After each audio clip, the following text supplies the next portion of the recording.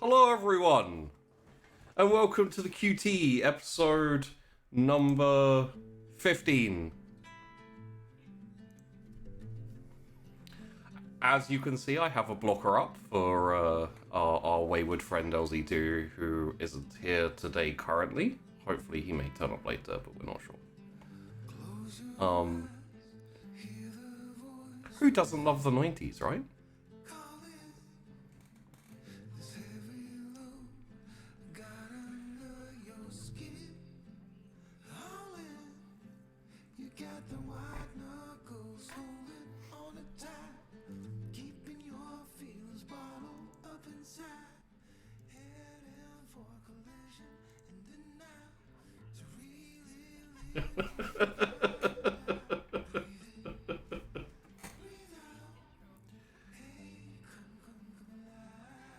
Hello everyone and welcome to the water again. I almost said welcome to the QT. It is also the QT. It's episode number 15, also called Duet. So anyway, oh, 1 second.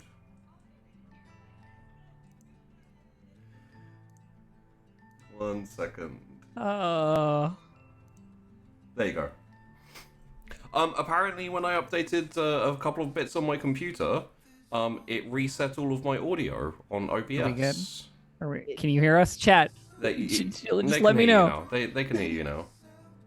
I don't trust you, Sheepy. You kept us muted this whole time. I need chat to reassure me. Well, I just knew it was going to Okay, happen. good. Yes, so. they can. Good. So, I'm just going to fuck up this intro. Yeah, let's do it. Yeah. There's a Patreon. Go check it out. Go give me money. If you are thinking about subscribing on Twitch, just know that you can pledge like less on Patreon, but I get more because, you know, that's just how things work. Yes. Also, all of the money on Patreon goes directly into paying the cast and the art and the overlays and the production and everything. And if we manage to keep growing how we've been growing on the Patreon, then I will be able to run a second show parallel to this show, which will just mean that my brain is filled up with more random facts and things that I can pull out of my nose in like half a second when Katie's like, hey Sheepy, I don't have this thing in my notes, what is it? Literally happened in the loading. The most obscure reference from 3 episodes ago, which means 4 weeks ago. I think it was 5 episodes ago. Yep, there you go. I couldn't find it in my notes. That's how long ago it was. It's probably in a different book, honestly. So, yes, there's the Patreon. There's also Discord. There's also Twitter.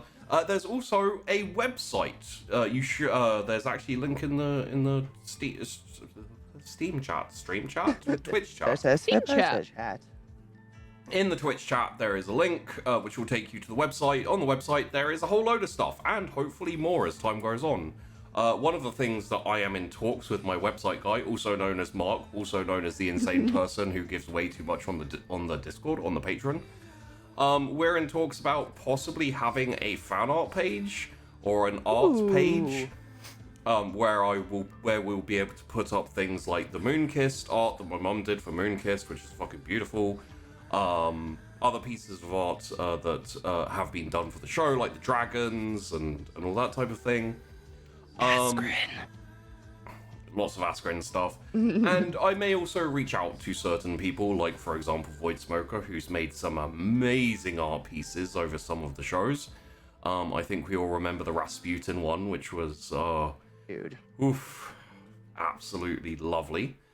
And I thought it'd be cool to, like, feature them on a little, you know, montage? Sure, montage. Collage on the thing. What are the other I think that's things? a great idea. Yeah. I love looking at the art. One of the other things we're in talks about, which could be a fun feature, is just like a little guest book where people can jump onto the website and be like, "Hey, I really liked George in the QT." Like a kudos board, kind of. It doesn't go away. Yeah, just something That'd be that cool. people can like leave a message and read each other's messages and stuff. So that's all Mark of that. is the tit. All sounds delightful. Yeah. With me having said all of that, let's do a very quick recap. And I'll resist as heavily as I can pulling up the YouTube video so I can read Mr. Matt's comment so he can. so he it's like a cheat sheet. Pretty phenomenal this week. Mr. Matt comments are my notes. I'm not like Katie, I don't write things down. I just wait for Mr. Matt to do it for me. Well, everyone's different. And It works. When there is a sudden revelation, there's like a little nod and a knowing smile from Distracted Elf. And then there is what can only be described as a paranoid chihuahua jerk emotion from Katie, and then she immediately hunches over and starts scribbling.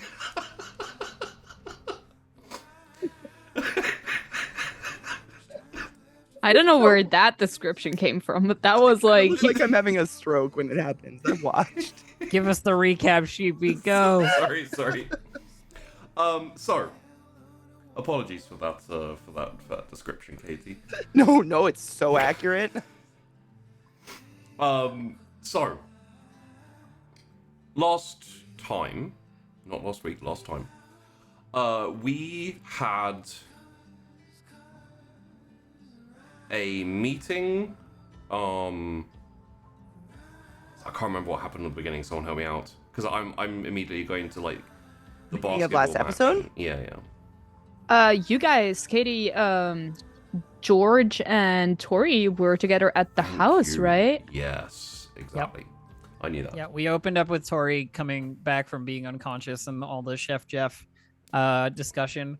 There was that give it time line of like, my powers are fine and I'm fine. The give it time ominous Jeff line. What else? A little bit of like George and Tori dialogue, getting along like oil and water, sometimes a little better. And then everyone went to school. Yeah, and then there was the stuff with Ashford and Will. Will went to his counselor's meeting, and yeah, that's the thing. Quite a few people had forgotten that Ashford had mentioned taking over as counselor, so we're surprised to see him there. Yeah. He made Will go get Cecilia and George, and told them that the hospital needed investigating because there have been a few patients who have had their hearts cut out. Alarming. So that's lovely, but there's no time for worrying about hearts being cut out when hearts are beating in a basketball match. We had Tori, Cecilia, Rodney, and I believe George was there too. Where? At the basketball match. No. No? Where did George go? Correct. We didn't technically say that yet, I think. I don't think we said it because the last thing that George did was I went and looked for Cece at the game to like check up on her and talk about the dog and stuff. So as I remember, Joel was waiting for you. You had the meeting with Ashford, and then I think Cecilia saved you from having to stay there with Ashford and was like, "Hey, come on, George, let's go." And then you went and joined Joel, went to the skate park, and Will stayed behind with Ashford to talk about what's going on, and Ashford's gonna fill him in on some things, which, speaking as a GM, kind of works out for me because now I can keep it in suspense even longer as to what's going on. True. And then I also have down the moments between like Tori and Aaron, and how Aaron has like a new side chick potentially, and Tori is full of anger and fire. Maybe. Well, there's gonna be some sweet vengeance based on people, because it's like, I don't want Aaron, but no one else can have Aaron either, because that's how it works. That was the vibe I totally got. Just teenage things. Yep. Just normal teenage things, yes. Look, moving past relationships in a healthy way is for when you're in your 20s and maybe older. Okay? Yeah, I'm not even sure 20s really, like tail end baby. I'm just saying, no teenager I've ever known has moved past a breakup healthily. No. Oh God, no. And the fact that you're like inundated in that other person in school and you have to watch them date other people. Oh my God. It's like the child's version of dipping your pen in the company ink. And so, how about we rejoin Quail Town? And we find ourselves looking out over the lake again. Yes, that was one of my biggest, most highlighted notes. Because remind me, the last time we ended an episode, one of the last few episodes, where we saw the lake like do a weird ripple thing, right? Rippled and the ground shook, but no one felt it. Yep. Didn't we kind of? Yes. I remember you saying like some but you people were, could feel it. You were mostly asleep, so. Yeah. Okay. So, it is dark around Quail Town, and the mist has started to creep in around the town. There is a light film of mist, of fog over the town of Quail Town and drifting over the lake as the rain very lightly pours down on the lake. As the camera pans very slightly away from the lake, a ripple right by the edge of the lake onto the shore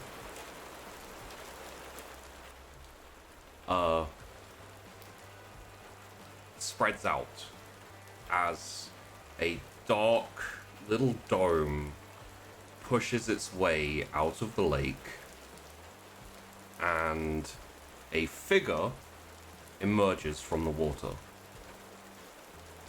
slowly coming out. The camera isn't able to see any features or any details of them as the figure emerges from the lake and starts to walk out towards town into the mist.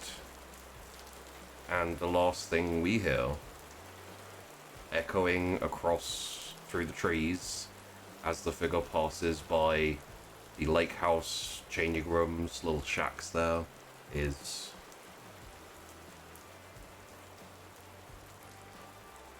drip, drip, drip, drip, drip, drop.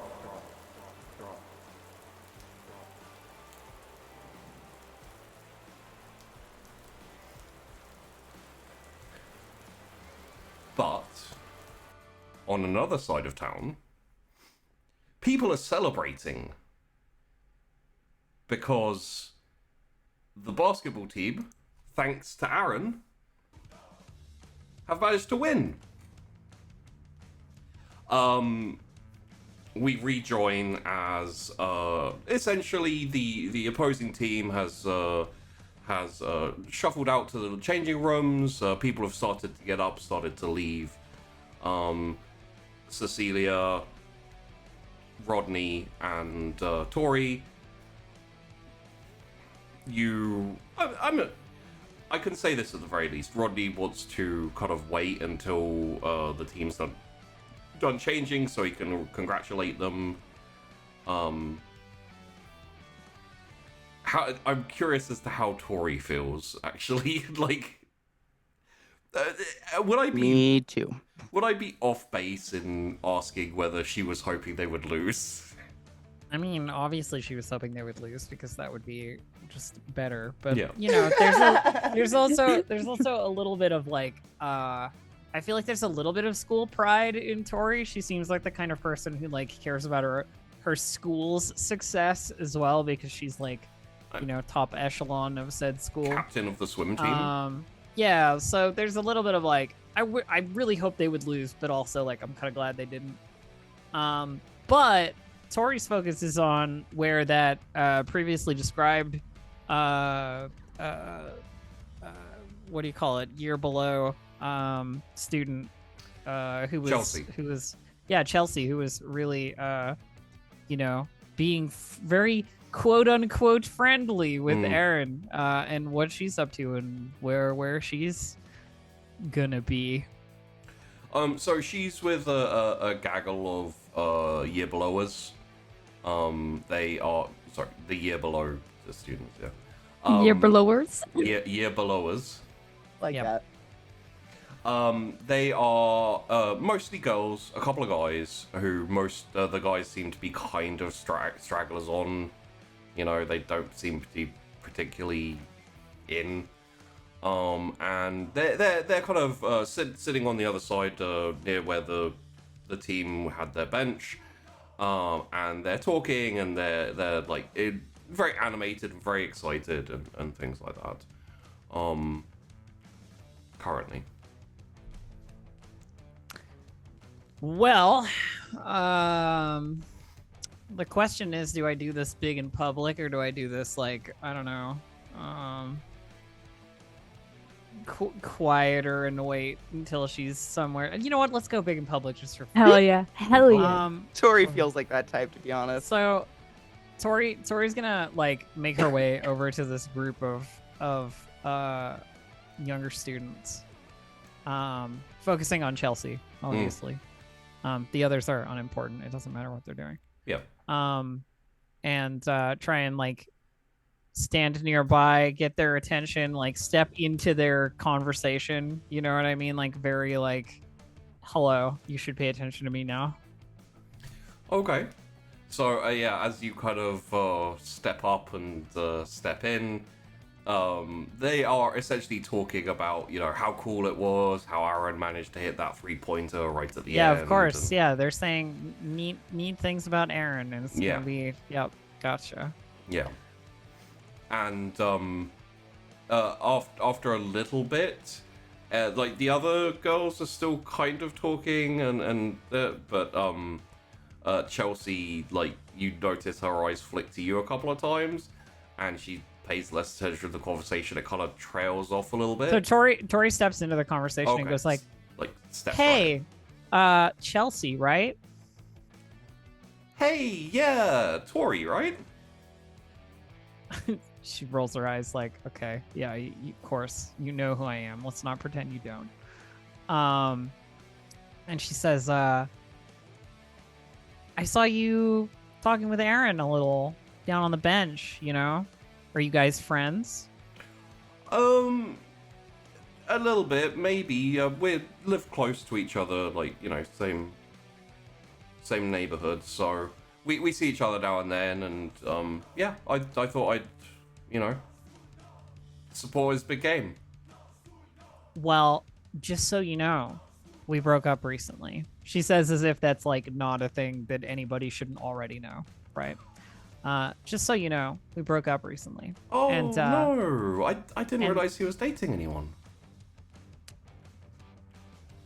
Well, I just want you to know that there are no hard feelings if you're into him and you want to, like, you know, go that way. Like, dripping with hard feelings, you know what I mean? Like, this is the, like, politely agree with me and maybe we'll be okay. Yeah.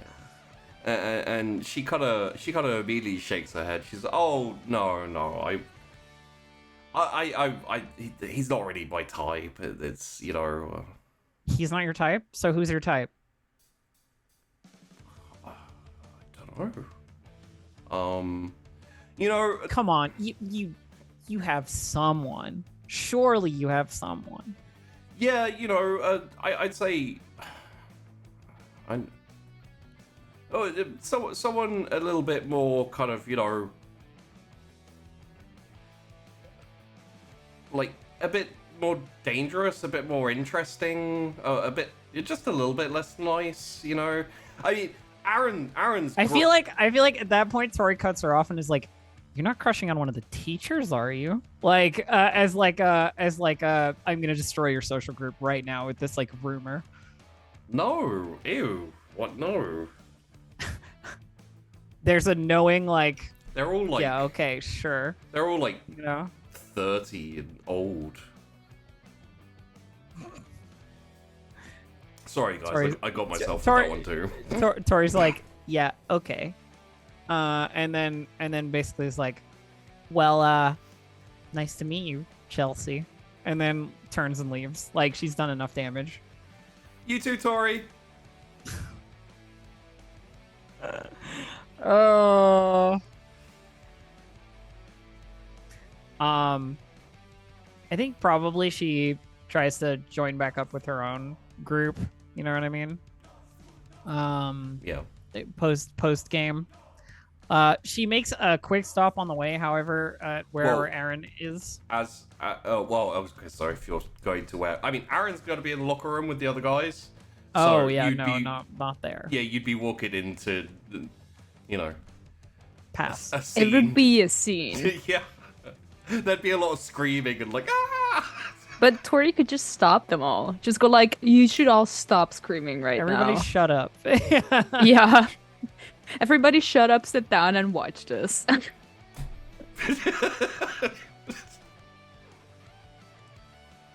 Gonna put you in timeout there. Sorry. I expect this from Katie, but I would never. chat didn't hear what was muted before I realized that you guys could be heard. So Lies and slander. instead, I'm guessing you just want to go straight back to the to the group. When you come back, Rodney says like, as a sidebar, he does still, as long as Cecilia is happy with it and everything, he is still holding your hand. She's too Aw, socially awkward to sweet. do anything about it. Does she want to? So sweet. No. But I think it's like, there is kind of a point where the game has ended, and it's like, oh, this high school spirit, right? Yeah. So she's like also happy for the school because it's like good reputation for the school. But it's like coming to the end where it's like, oh, but now he's just being like very happy about like the sport itself, and I can't really join that. So it's like kind of becoming this moment where I'm just like, I am an accessory in this moment. He's also You kind have no of, interest in yeah. what's going on. You just want to be here because Rodney good. but yeah, he kind of looks at you a bit quizzically, and he was like, "What's that about?" Just putting some people in their place. Okay. I mean, didn't you know that like didn't you know bet- that Tori and Aaron broke up? And like you clearly saw the girl over there go very happily to Aaron, right? Oh, yeah. I guess I did. I thought she was just handing him some water. Yeah, I'm sure. And like, Rodney like leans down towards you in a little bit and is like, "Does that mean something?" It just like I don't know, but it just looked like someone was approaching on someone else's territory. You two are real sweet, she says, looking between Rodney and Cecilia, holding hands. It's nice that someone's having a good time. And Rodney like looks over at Cecilia and like looks down for like half a second, and then it's like, "Oh, sorry," and like lets go of your hand, and kind of like looks down a little bit sheepishly. All right, he did that. She will like. I give Cecilia a look like, what does that mean? Like, Cecilia's not looking at you. There's too much mental turmoil going on right now. She like takes her hand like quizzically back and up, and she's like, you know you don't need to like say sorry for holding my hand, right? Well, and also, what are you so nervous about? Like, looking at Rodney, like... Oh, no, nothing. Sorry, I just I got a bit carried away in the game. I'll leave you lovebirds to whatever this is. And Tori goes off to, ambush someone else as she... Oh, we haven't told Tori about the hospital yet, right? No. No. Okay, then I do think that it fits into this moment where Tori like is like, oh, I'm about to like look for something else. Yep. That Cecilia will remember that they haven't told her about the hospital yet. They should. So she will go like, oh, and turn to Rodney like, thanks for inviting me and all of it, and like it wasn't a mistake. You didn't get carried away in my eyes, at least. All right, and she like leans in very quickly, like gives a little pick on the cheek, and then like just says like I need to go after her. She like starts fast walking after Tori. Yeah. You can tell Tori is in that mode where it's like, I need to make someone's life miserable and I need to do it right now. You know what I mean? Like there's this vibe of like searching for a target sort of situation happening. Who does she find? Yeah, I mean... It's a great question. I would say, unless you're just going to attack randomly... I was gonna say I assumed that Cecilia is gonna catch up with me. So I would say yes. Cecilia would catch up before you find like. Or I find a suitable person to mock. Rodney's here. Your friend group is here. And then the team are currently changing, and they're gonna come back out, and So it's mostly just people waiting for the team to come back out. But yes, Cecilia would catch up to you before you manage to accost some poor innocent bystander. Cecilia would catch up and walk next to you as you're clearly like your attention is scouring the crowd and looking for a potential victim. Oh hey, so the whole Rodney thing going well? Yeah. I mean, seemed like it was right up until, there was any attention on it at all. Yeah, well, it's still, it's still new and like a bit uncertain and stuff. You and Rodney had like years together, so like it must have been different for you, but yeah, it's going fine. It's a bit new. Anyway, sure. Problems can be ironed out. So like I know I heard that you're not working with the group anymore. Is this one of those conversations we should have somewhere else? Possibly. Yeah. Yes. Come on. And she just like goes out into the hallway, and tries to find an empty classroom, which shouldn't be that hard, given that this is like a big school event thing. I'd say likely the closest place would actually be like the kind of drama hall, like foyer. Oh yeah, okay. So you can pretty much just jump out of the just sports hall like in the back row of like drama stuff. Yeah. And closes the door behind them just so that there's like a measure of privacy. And she says, yeah, working with the group, I mean, I'll still help. I just didn't want to be indebted to that psycho. Yeah, and I totally get that because like I can't imagine what it was like to be indebted to like hundreds of millions of dollars to. Yeah, I guess you're a volunteer, huh? You're just like doing it because you want to. Liking, I just kind of feel obliged to. Liking is a big word. Great power, great responsibility, whatever. Yeah, so like talking about that. I know you're not working with the group, but you just said that you would still help. So there's this thing that came up, and we might need you with us for that as well because it could be handy. There is like someone or something in the hospital that's taking out people's hearts. Near dead people. In the hospital. Yes, but like I work at the hospital and doctors and nurses don't just take someone's heart out and leave them. Yeah, I mean my dad also works there. So Oh. He wouldn't. I mean, I don't think he'd tell me if he did, but no, Yeah. I doubt it. I don't think he's a heart-removing murderer.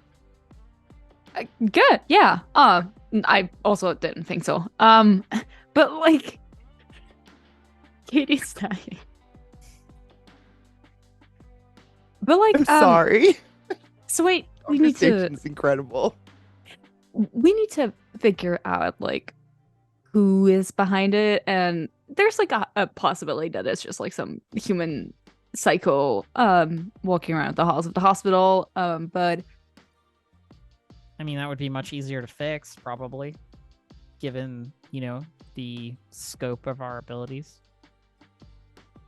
I mean, it would be much easier to fix if we just call the cops. But yeah, Or I could just tell him not to be a heart murdering or a heart ripping out psycho and problem solved.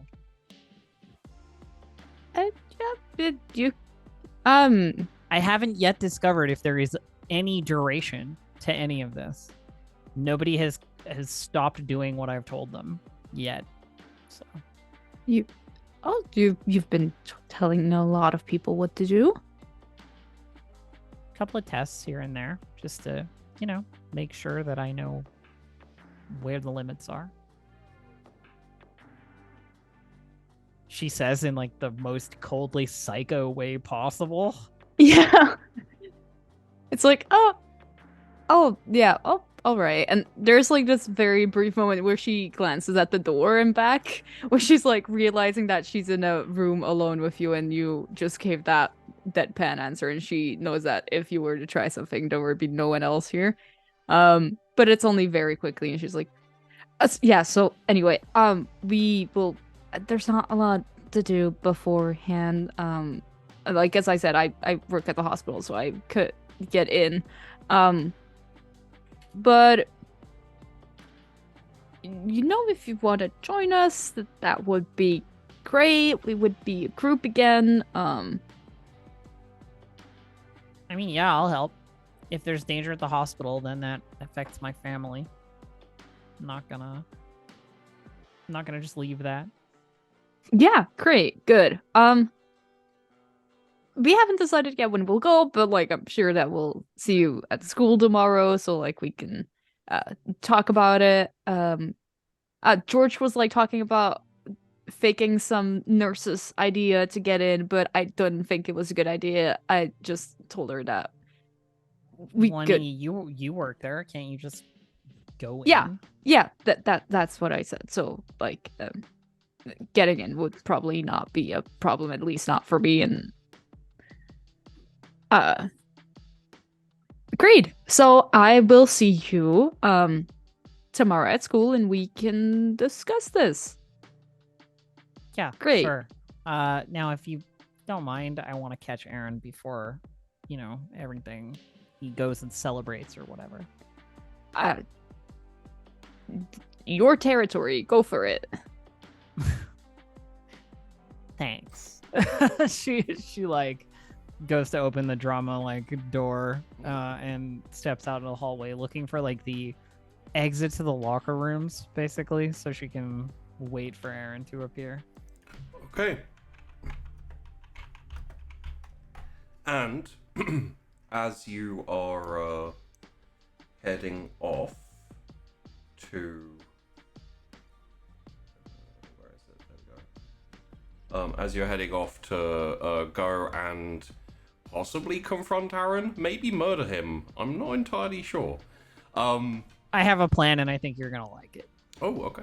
That's very ominous. There we go. Oh. Camera adjustment while LZT gets into the screen. Hey everyone.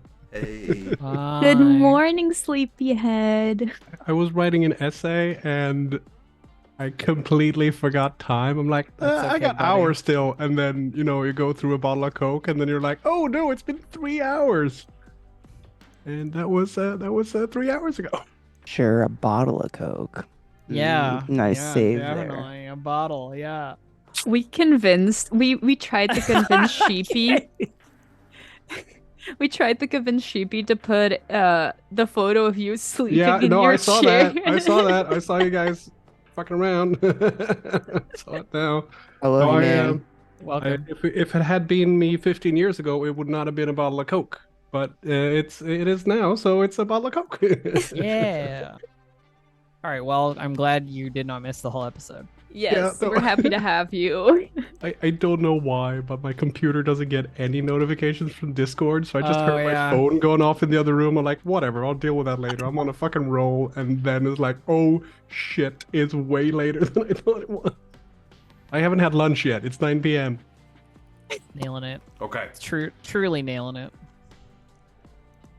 Well, if you would like to get a snack or something, you can probably manage it before you're needed. Oh no, Yeah. I'm good. I've still got some Coke. That will fill a hole for a little while. Yeah. So, apologies. Yes. Tori, you are the first one that the team sees as they step out. I don't give a fuck about anyone except Aaron. I assumed as much, pretty much. I will give them the most cursory of glances. Yeah, and on it, like, obviously they notice you, and you know there's a couple of looks, and maybe after they pass you, there's a couple of kind of like mumbles. My imperious demeanor overwhelmeth them. Yes. And then in kind of more casual, I guess kind of like a tracksuit, Aaron steps out with one of his other teammates, kind of talking and laughing, and catches your eye as you're kind of standing there, pretty much right in front of him, and he looks to his teammates and says, "I'll catch up with you, okay?" Still looking her epic best, by the way. Yes. Yes. And yeah, she like, you know, acknowledges the person who's being sent away. Yeah. And then turns her full attention on Aaron and says, like, we should talk for a little bit. Yeah. Oh, yeah. Sure. Okay. We can do it right here. And she just like pulls him to the side a little. Oh, okay. Yeah. And she gets in like nice and close, you know. It's like a very intimate conversational distance. Clearly broadcasting to anyone who is looking from a distance that this is like, you know, this is an important discussion, quote unquote. And how am I gonna do this? Okay, I think this is what I do. Listen, Aaron, we don't really have to talk about anything. I just have a couple of things I need to tell you, and some stuff you should listen to. Oh, okay. What's up? You're too nice. I mean that in the worst possible way. Okay. So why don't you think a little more about yourself? Be a little more selfish. And she exerts her force of will on those two sentences. Okay. You feel that power, and you imbue your words with the power. You see Aaron's eyes take a slightly sheened over look as he starts to not really take in your words, but absorb your words instead. Yeah, and she continues a little after that. Like, there's the flash of green, the force of personality, and she says, like, And a hint of saltish, and yeah, tear down some of that, I don't know, like, saccharine good boy demeanor, and everything will be much more fun, more exciting. Yeah? Are we on the same page? I take it that you've stopped the power, though? Well, yeah, I mean, feel free to add that to the previous, yeah. Yeah. There's like a moment where he's kind of like glazed eyes, just staring off like past your shoulder, and then his eyes refocus, and he looks at you and he says, "Oh, so what do you want to talk about?" Nothing. It's okay. Go on. Celebrate or whatever. Yeah, alright. Well, have a good night. Yeah, you too. Go wild. Me and the team and a couple of the lower years are thinking about going to grab some, like maybe a burger, maybe go to the diner. I would invite you, but Yeah, no, I don't want to come to that. no, But yeah, it's probably not a good idea. Have fun with the lower class. She says in like the double implication of like they are both lesser than me and younger than me. Yeah, you too. And then he turns and heads off. Tori seems very pleased with this outcome. Even if it doesn't really end well for her, she just fucked with Aaron, so it's good. I would say as well. Like, yeah. You know Aaron well enough to know that before that conversation, he would 100% have invited you to come and join as like a mix of politeness and, you know. So. And Tori would have said no anyway. Yeah. I have a question. Yeah, please. How vindictive was that? Like ultra? Ultra? Like plus ultra vindictive? Like that was completely unnecessary and for no reason. Okay, good to know. I literally altered his personality with magic because I was pissed. Yes. Like, it's basically the most evil thing you could do. I'll tell you what, all the old ladies who want to cross the street are gonna be screwed for the next few years. Yeah. Anyway, she leaves very pleased with herself. Okay. And generally, what would you call it? Excited to see how that all turns out in a very, like, I want to watch a car crash way. Okay. Question. Yeah. Where are you headed now? Are you just headed home, or? I don't know. I feel like there's a cascade here, right? Where it's like, I have done a really mean thing for no reason, and it was kind of awesome. I wonder what other really mean things I can do for no reason that I just want to do.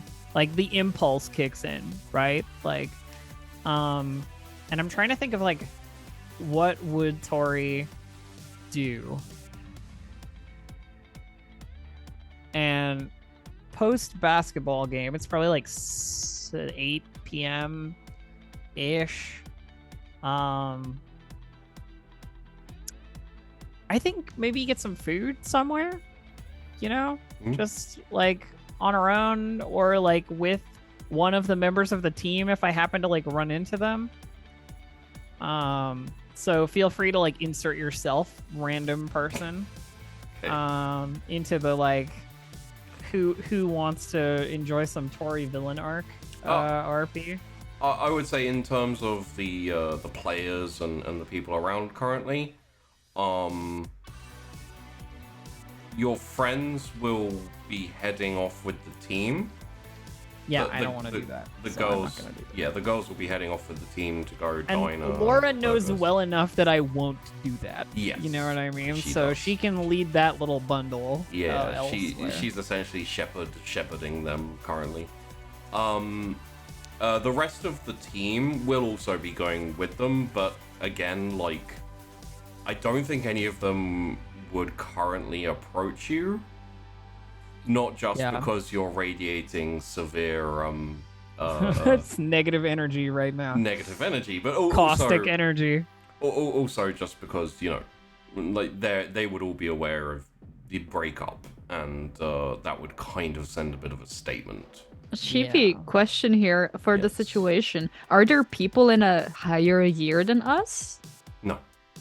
No, Ah, we are otherwise- the top year. Imagine that, Tori, just like there's one of the higher years that you just went like, oh, you're coming out for You're dinner. coming with me. Yeah.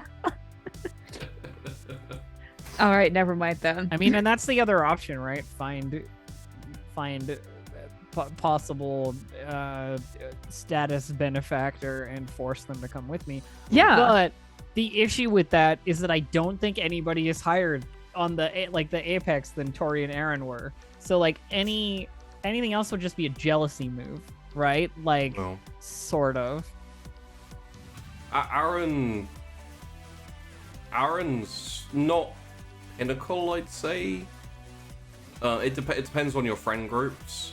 Yeah, that makes sense. I mean, generally- there's always a couple at the top. Yeah, generally speaking, he is admired because he is athletic, he is handsome, and he is nice. Haha, I fucked up that last one. But true, that doesn't necessarily mean that everyone considers him the pinnacle of cool. It does also have to do with the friend group in general. The friend group is kind of. So who would you consider the domineering. pinnacle of cool, Sheepy? Well, so there are aspects of the school that would consider. Sorry, one second. You know what? I want to lean cool. What, you're not going to enjoy this? Cool. answer. I want to lean cool rule breaker. That's Elf, where yeah, wanna I lean. was about to say Yeah. there must be like the one group that has like motorcycles or something, or like I mean, like you gotta have the permanent detention kids. Yeah. right? Yeah. So that group, and they are considered cool by certain sections of the school. There are 3 of them. Well, there were 3 of them. One of them hasn't been around for a little while. That is George, Casey, and Joel. Oh, George. Damn you and your cool. So cool. You're stoner cool. Well, I mean, yeah, stoners, and they Every clique has like their permanent their hierarchy or whatever. detention, and they I mean, I they feel like the skateboard and- worst possible thing I could do for this entire show is fuck with Joel in any way. yes, Uh, please, I please think- no. I think you'll find a whole chat full of people who will suddenly be cursing your name if you start bullying Joel. So I'll leave Perfect Baby Angel Joel. You can be a alone. villain, but Baby don't be the angel. John Wick villains. You know what I'm saying? Yeah. Don't stop the puppy. Yeah, don't stop the puppy. Yeah. So I'm just gonna continue with she will go by herself unless she runs into George, Cecilia, or Will. Okay. And feel free to insert yourself into that scene or not, based on whether you would like to. I have a walk in the graveyard to get to. I want to see Will and Tori. Will and Tori have. I'm trying to think of a way to push that. dinner together. Will I don't think I've coincidentally seen them stumbles. interact. Have you two even We did- interacted? Yeah, we We did have. have a scene with Will and Tori when Tori was like, "Hey, do you have the biology thing?" Yeah, and, give me your and fucking Will handed it homework, over. nerd. Oh my god, yeah, now, that please. was way ages ago. Yeah. To be fair, that was a while ago, but still. We could have a duplicate scene where you just like Tori is marching down the like hallway, like looking for prey, and then Will stumbles out of the like counselor's office and just bumps into her, and she's like, "You're coming with me." You're coming with me. And then the rest of the scene is just her dragging him and him going, help, help, help, help, help, help, help, help. I mean, It I wouldn't don't even wanna- ask. desperately It wouldn't looking even ask around. for help. It's I don't want a to case impose. of I don't want to if impose. someone anything told on my- Will, "You're meeting me on Sunday," it would never occur to him to say no. It was just like, "Okay, I guess I'm meeting you on Sunday." Bring the money. That's how afraid of I know. confrontation he I'll is. change my plans. I would No, say I'm happy. I am happy to do our come with me, nerd. We're gonna talk. I would say, like, most likely your conversation with Mr. Ashford wouldn't take a super long time. And I love the idea of Ashford like assigning a reading to Will, but he can only read in the library because that's like you can't take these out. Yeah. Reference books. So if like it would track pretty well that if Tori was stomping, down the hallway to leave school that will... I prefer stalking down the hallway, you know? Like... gliding. Yeah. But yeah, it'd be very viable that Will would be either hanging around having just finished his conversation with Mr. Ashford, or would be essentially just walking out. So, if you would like, it would make a lot of sense that you would run into each other. I'd say probably down to you, LCT, if you want to put Will through that. Yeah, it is up to you, obviously. But if that is the way the scene plays out, Tori is at her absolute peak of effort, attractiveness wise, and gives Will a look that's like, you are the available person. Like, there is nobody else in this hallway. It's you. You know what I mean? You are hereby a volunteer. And obviously we share secrets, right? Which is like a whole other thing. And she walks up to him and just goes, Will, we're going to go get something to eat. You coming? You are coming. You're coming right now. Okay. And she's like, we'll take my car. And then just like leads him, if he follows, out to her vehicle. As you walk outside, as you walk outside, it is raining, it is foggy, and as you step out, I assume you've brought umbrellas and stuff, but it's just a quick run to the car. I don't know whether you... Yeah, it's not that far. It's fine. No, just a little dash. As you step out into the rain and Will, I'm assuming, being dragged along with you, Tori, you feel an itch on your arm. An itch? As the water starts to hit you. Oh. Uncomfortable. Just kind of on the top of the forearm there. Feels like almost not like a painful burning, but just like kind of like a... Well, I rush to the car, obviously, fast as I can, and open it up, sit inside, and like examine my arm a little. Yeah, as you like pull your jacket up and you look, you see the vague remnants of like this kind of cross-hatched pattern, very slightly green, just fading on the top of your arm, and it kind of like fades away. The crosshatch like markings like fade out, and it looks back to normal. If you manage to touch it quickly before it like fades away completely, it's quite hard. It's kind of like a Fuck. Does it hurt? Like, is it painful? Like, you said itches, but like, is it like you wouldn't want to do it again? No. Because now it's like, well, science has to happen, right? Like, no, it wasn't painful. It was a bit like a rash. It was just kind of itchy and a little bit very slightly burny, but not really. And it only happened when you stepped outside into the rain. Okay. So sitting in the car, assumingly with Will in the passenger seat, LCT. I don't know if you. Yeah. She looks over to him and says, like, did that rain feel weird to you? Did you see that? No. Weird how? I mean, you can do the like looking closely at things thing, right? Yeah. Okay. I don't do that around people usually, or where I can be seen. Cause all right, well, like, let's go. And she like starts the car and like drives to somewhere where they're not gonna get. Do you have tinted windows? Tinted windows would do it. Tinted windows. It is in the car park of the school. After the sun has gone down, it is misty and raining, and unless you have the light on in your car, it's gonna be pretty. It's got to be reasonably dark enough that it wouldn't be super obvious, but I would say it is worth exercising caution. Yeah, so we take a little drive down like a side street or what have you, and like that seems quiet enough. And she's like, honestly, all you have to do is exit the school, and then you've got a nice little stretch of road, which is mostly just like park Yeah. and trees and stuff. So she rolls her window down and like pulls her jacket back a little and like sticks her arm out the window into the rain. Nothing happens. What the fuck? It was literally a chip on your shoulder. She exits the car, like stands in the rain properly.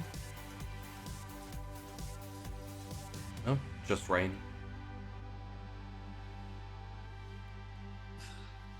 She gets back in the car, like Never mind.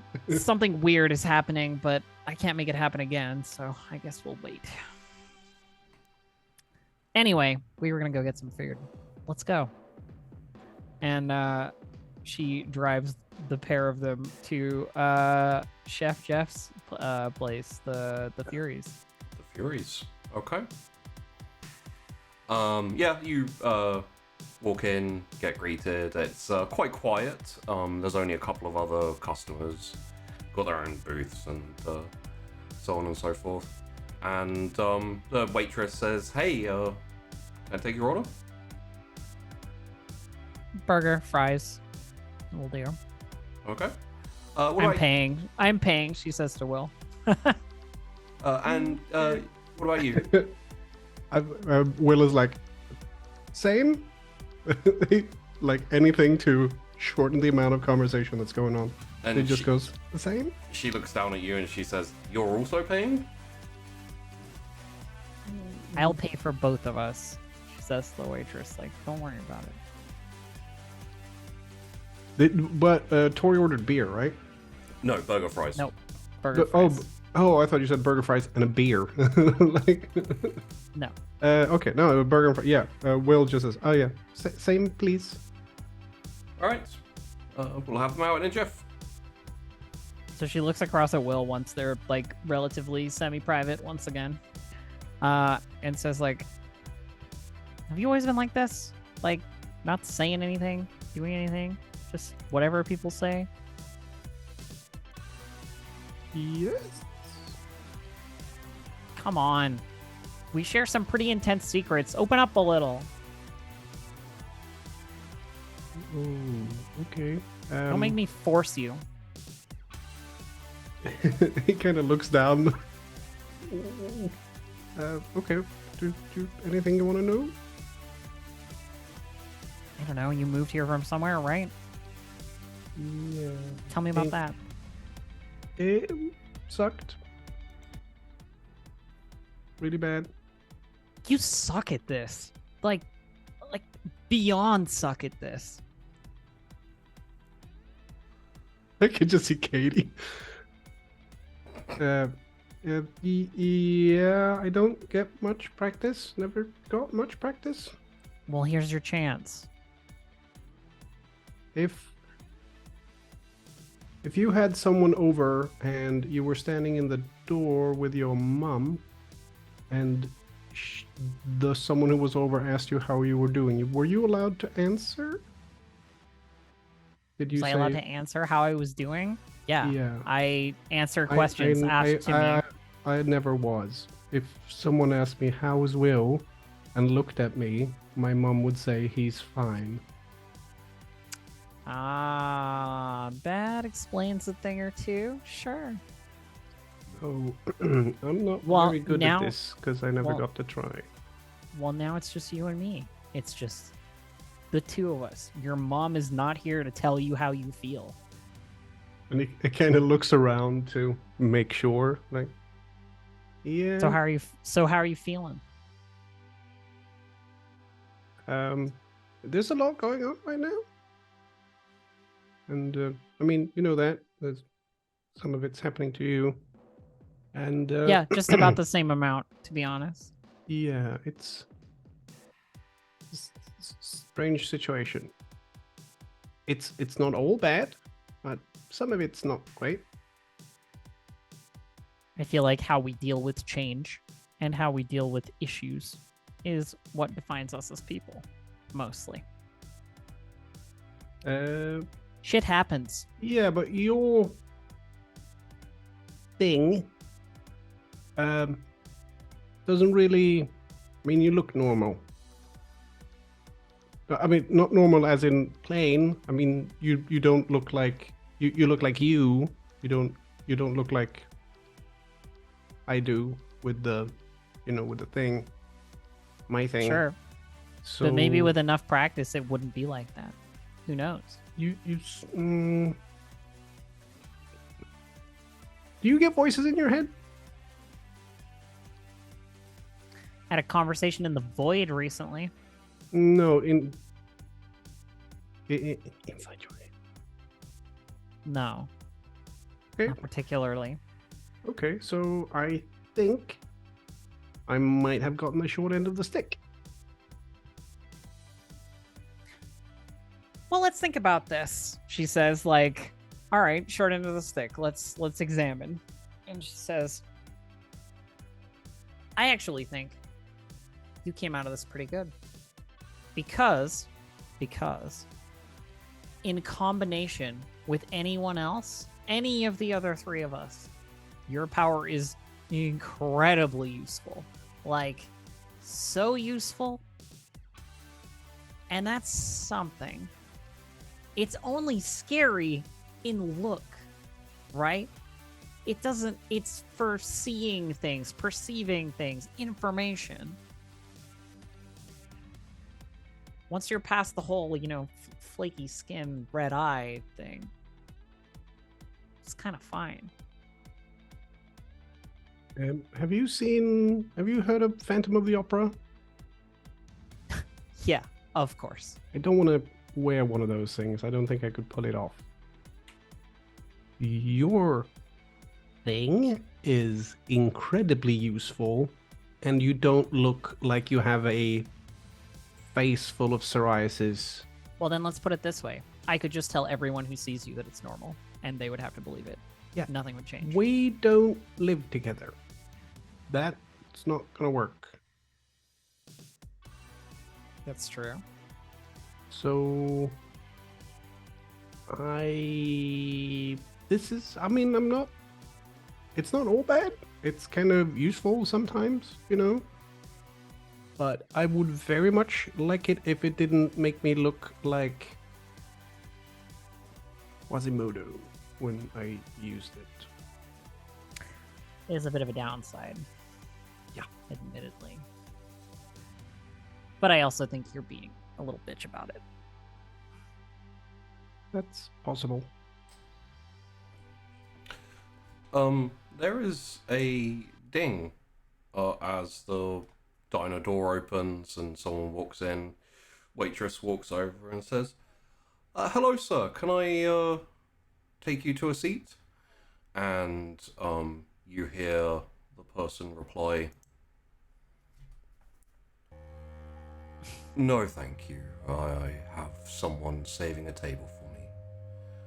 And she says, oh, okay, very well, sir. Well, do call me if you need me. Of course. And you hear the click, click, click of footsteps until Bertrand Gray is stood over your Yeah. table. My damn boy. it. Tori looks up. Bertrand. Mind if I sit down? She waves him in. And he sits down and kind of like shuffles Will over. I'm assuming you're sitting opposite, so he's kind of sitting on Will's side of the thing. And Yep. Well, I'm assuming you shuffle over Will. Yeah, scoot, scoot, scoot, scoot. very, very much scoot, scoot. And he sits down and steeples his fingers. Still that You two have met, look. right? Yes, at the skate park. How's your eye? Good. Bertrand is the one who got me out of being indebted to Ashford. So. Okay. How did you do that? I spoke to him. Apparently they know each other. Real helpful. Yes, he did mention that. Old friends. college friends, right? Yes. Well, Will here is a new friend of mine. Enduring friend, I think. So, we'll see. How nice. What can I do for you? I actually came here because I thought you might need to talk. How's your arm?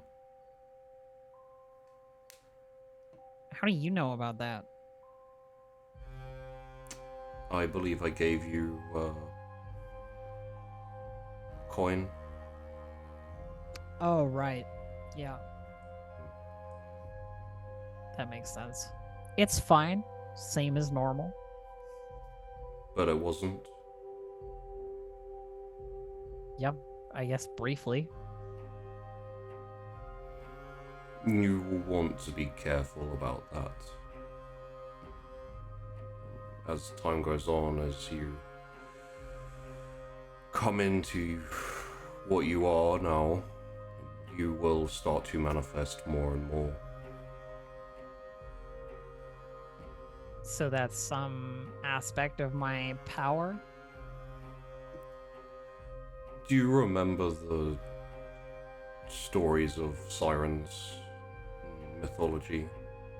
Sure. You got your Greek sirens, your Iliad, Odyssey stuff. And what happened with those sirens when they started to sing? I mean, they're always what they are, right? Just like mer people. They appeared to be beautiful women who lured sailors onto the rocks, whereupon they revealed their true form and devoured them. You're saying I have a true form that devours people? That sounds like a George thing to me. I'm saying that if you reveal too much of your true nature, you will start to manifest that nature. Interesting. And here we were talking about awkward side effects, Will. Will kind of looks over and goes, yeah. Speaking of, Bertrand, Hmm. I don't suppose you could do anything for my friend here. You know, like help him with the whole psoriasis of the eye thing? Make it a little less obvious? You're a magician or something, aren't you? Not a magician, no. Oh, actually, Will kind of knows this, right? Because Ashford explained it to him. Yeah. When we were out in the forest, I can't remember what he said because it's 3 weeks ago now. So, but he knows it's not like he knows it's kind of incantation stuff, but not necessarily magic. Curses, Yeah, exactly. yeah. I was gonna see if I could bring any of that up in the conversation, but I don't remember enough to bring it up in conversation because it's 3 weeks ago.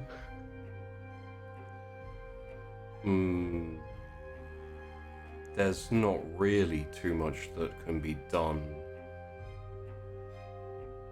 for that type of thing. If you don't want people to see it, the best answer is to not use it. Yeah, I was gonna say, please don't say a mask. A mask would be just as suspicious as Yeah. anything else. Hey, we'll work Alright, on so- Halloween, right? That's like one day. No every year. easy fix then. I mean, you could get rid of it. Yeah, I knew you were gonna say that. I think we've been down that road. The whole getting rid of it and then dying thing. Not Dying ideal. is a distinct possibility. Yeah, I'd rather not die. There have been instances of people who have managed to get rid of their stowaway and Yeah. survived. But The semantics you use for that makes it sound like it's rarer that they survive without it than with it. The majority of us do tend to decide to keep it. Yeah, but also it does sound like people who do try to get rid of it have a tendency to die, and I'd rather not. Really? The odds are that anyone who comes across and becomes, let's call it possessed, by an entity tends to have a shorter lifespan for the most part.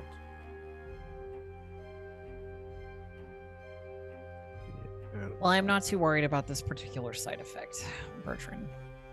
Thanks. I thought I would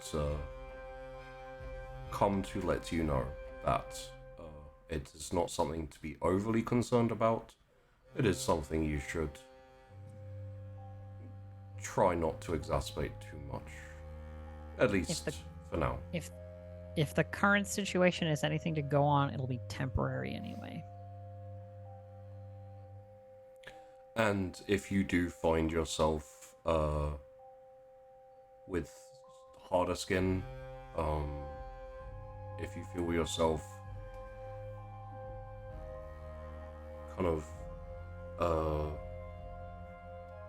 having the same problem again, just find as pure water as you can and apply that to the area. It should ease it off. Wait, was this what you were talking about at the car? Yeah. Oh, okay. I was completely lost. Well, now you found your way. Hmm. Anything else, Bertrand?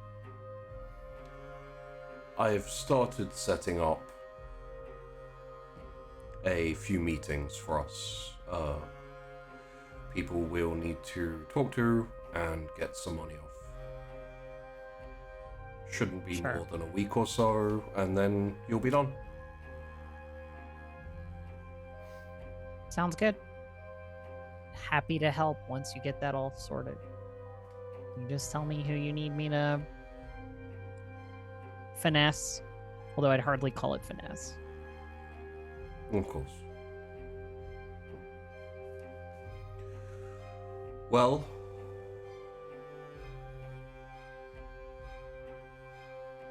I should go. And he's... Really? Not gonna stay? Have something to eat? Hang around? I'm not very hungry. Alright. Plus, it is getting late. And it's not the I was in the safest midst of an days. incredibly gripping conversation with Will here anyway, so this will work out. Well, I will leave you to it. And he starts to, he puts his hands on the table, stands up, starts to walk off, stops, turns around and goes, "Oh. Which one is George?" I don't think she'd appreciate me giving you, like, more information than you already have. You know, just a courtesy. Very well. Try not to be out too late. The drowned man is walking around town currently. Good night. Drowned man. And he starts to walk off. Alright. Will looks over at at Tori when he says that, and Drowned Man is like, what? I have no idea. Something dangerous, presumably. Yeah. Doesn't sound super nice. So where were we? Something about your very controlled home life? Yeah. No, not fantastic. So are you just hanging out with George because of, like, inertia? Or... I don't really have that many people to choose from. It's hang out with George, which I like, or play chess, or go home. You see, it's that mentality that puts you in that place. You say you don't have that many options. We all have all the options. It's just a matter of whether we want to apply ourselves to achieving them. You understand? If you wanted to play football, you could. You'd have to practice, but you could. If you wanted to play basketball, same thing. If you wanted to hang out with Aaron, that would be easy. If you wanted to hang out with, I don't know, literally anyone, pick someone, you could. It's just a matter of... Don't mean to be rude. However, you say that because that is your experience. And that's not a universal experience. It's a little bit like rich people saying they never have to worry about money. It's because they have money. And I don't think it's as easy as you think it is.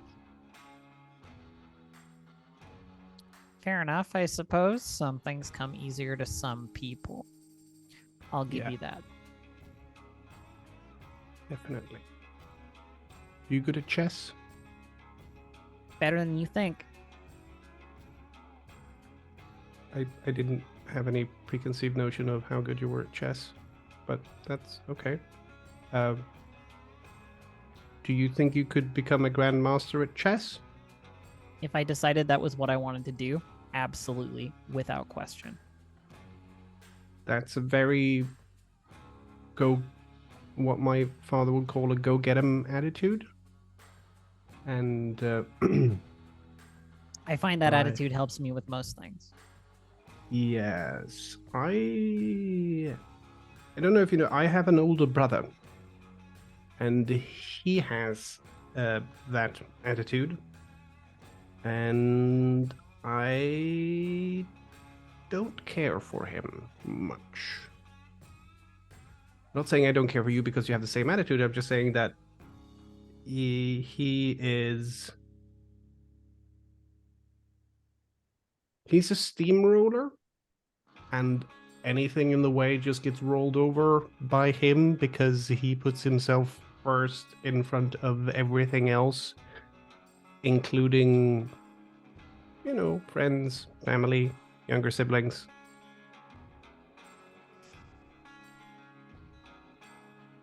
Personally, I think if that's not the kind of person that you get along with, then we're probably not destined to be the best of friends. But I see where you're coming from. Consideration, care. Yeah. A little bit of thought. Yeah, I don't have a lot of experience of people with a go-get-'em attitude, but the main experience I have is with Ed, and I don't really like it. So, statistically, I dislike 50% of the people I know with a go-get-'em attitude. Which is, I dislike him. I don't dislike you. I think you're fun. It's just... Yeah. You don't have to lie to me, I'm not lying. You don't like me, just say so. No, I'm not lying. It's true. I don't dislike you. See, the key for me isn't about whether people like me or dislike me.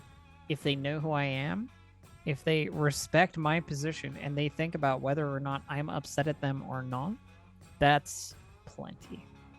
That's enough to make my opinion, my voice, worth more than other people's. You see? Occupy that headspace. Live rent-free. That's how I do things. How I want to do things. Yeah. I mean, that's one way of doing it. Absolutely. Well, and I think you could benefit from just a touch. I'm not even asking for much. Just a touch of that. Because when people forget you were even in the previous year that you were in, you're maybe just like a little bit too much of a ghost. Right? That can't be fun for you. Not fantastic, but I'm just telling you a little bit of application of my methods. It's I don't know. It's worked out for me. Yeah, that clearly. Think about it anyway, you know? Just a little more confidence, even with just like your friends, George and whatever. Joel, yeah. Yeah, Joel, sure. I'm not sure Joel is even, aware of anything. Isn't that just a blissful existence for that sweet, sweet man? Yeah, the phrase "bless his heart" is something I've heard, and it's not generally a nice thing to say to someone. But it does qualify, I think, for him.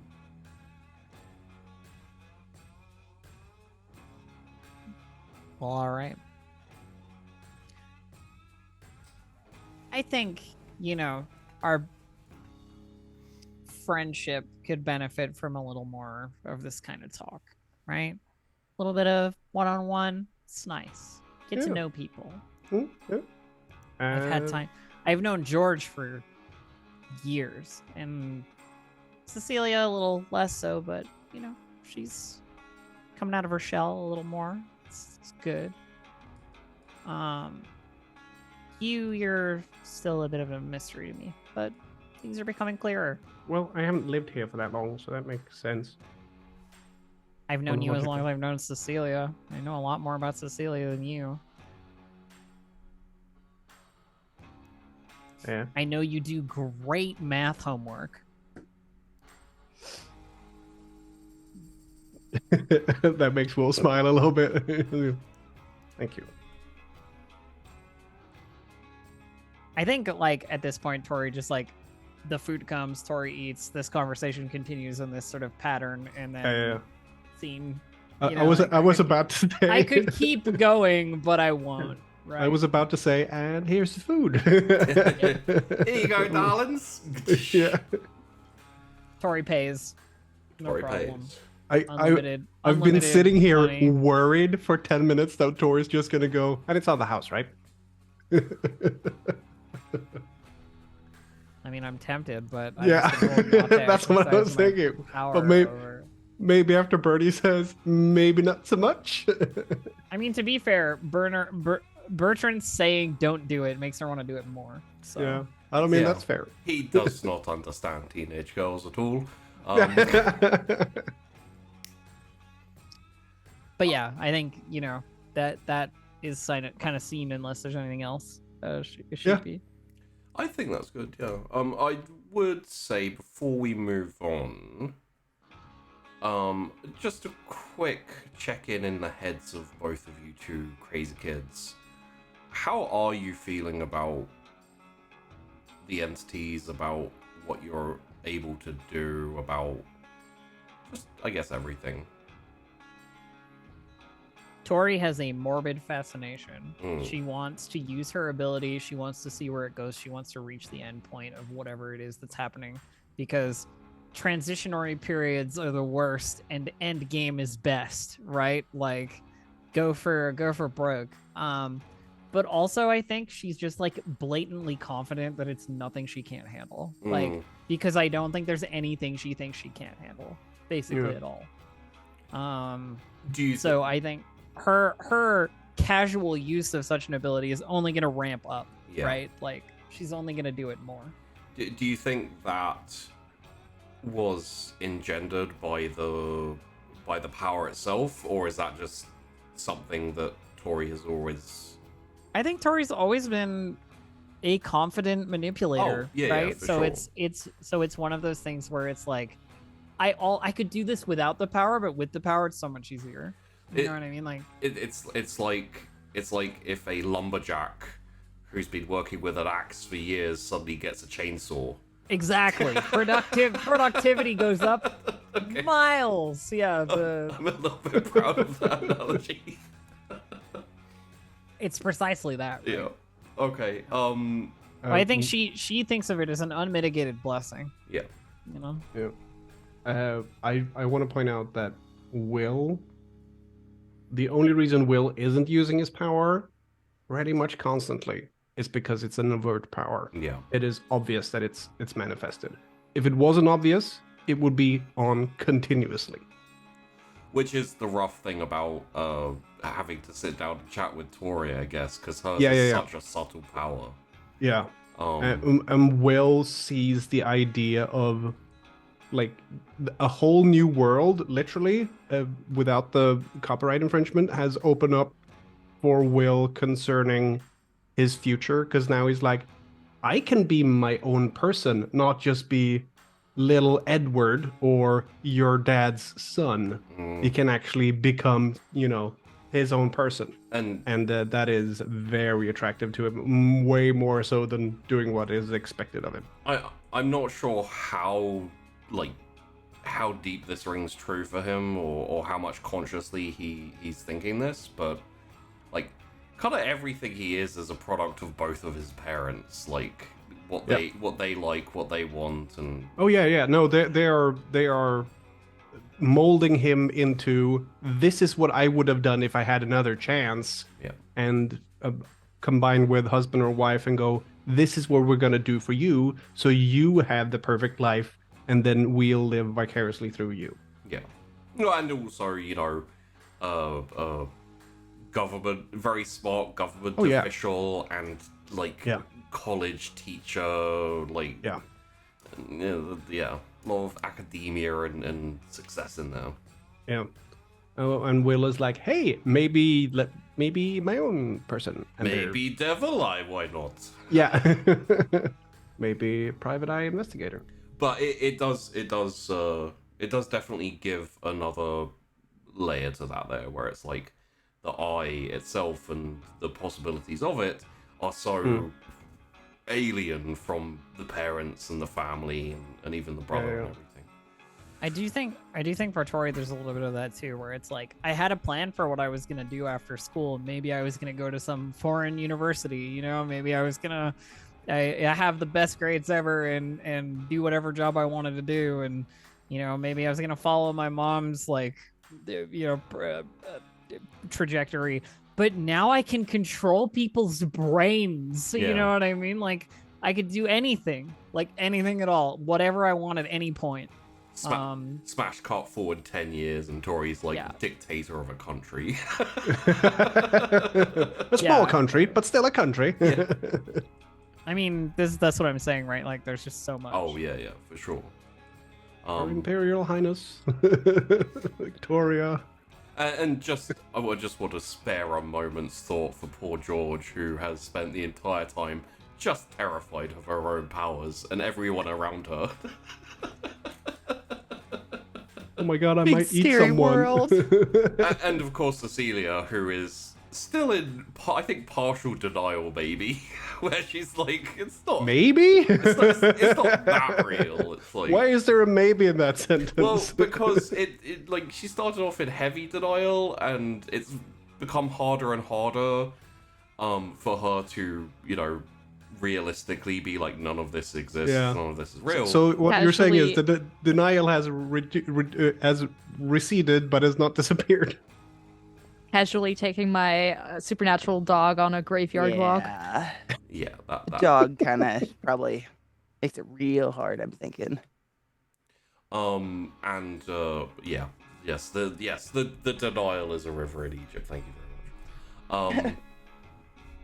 So, as we fade out on the diner, also known as the Furies, George, I believe you were with Joel. Yeah. So you probably, as I remember, it's probably like a few lights over the skate park, but the majority of people aren't there, and you aren't skating or anything like that. Yeah. And Joel is reasonably sober for Joel. Bless him. And he says,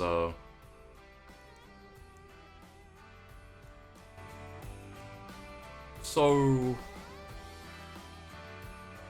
are we like forming a new friend group or something? Like, you know, with like Will and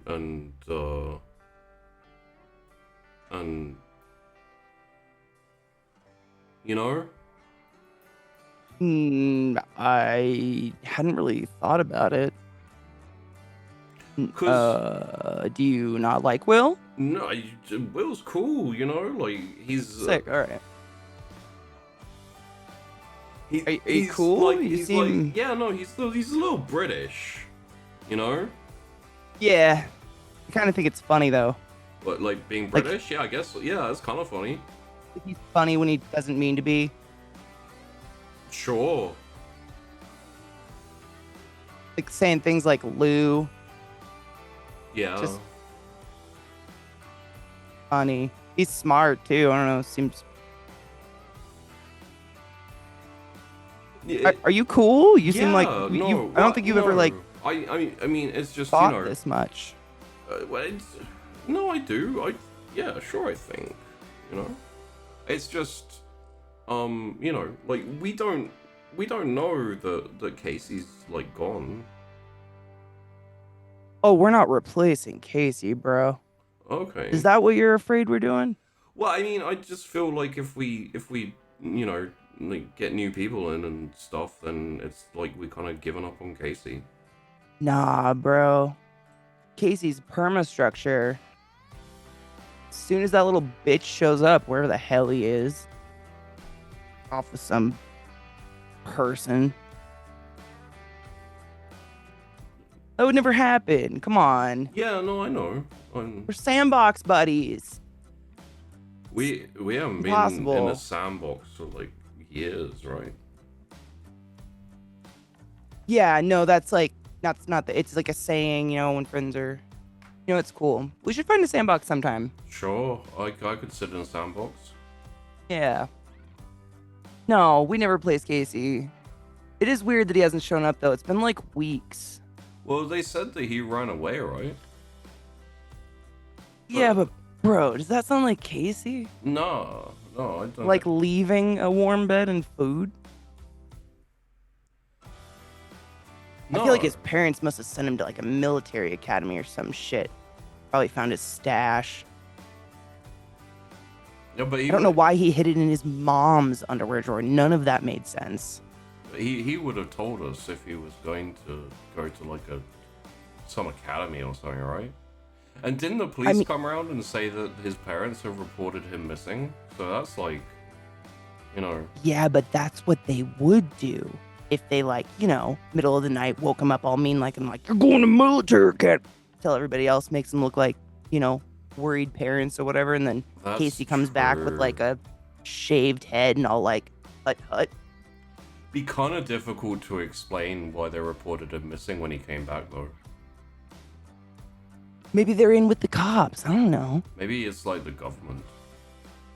People don't go missing in Quail Town. Like what? People leave, Yeah?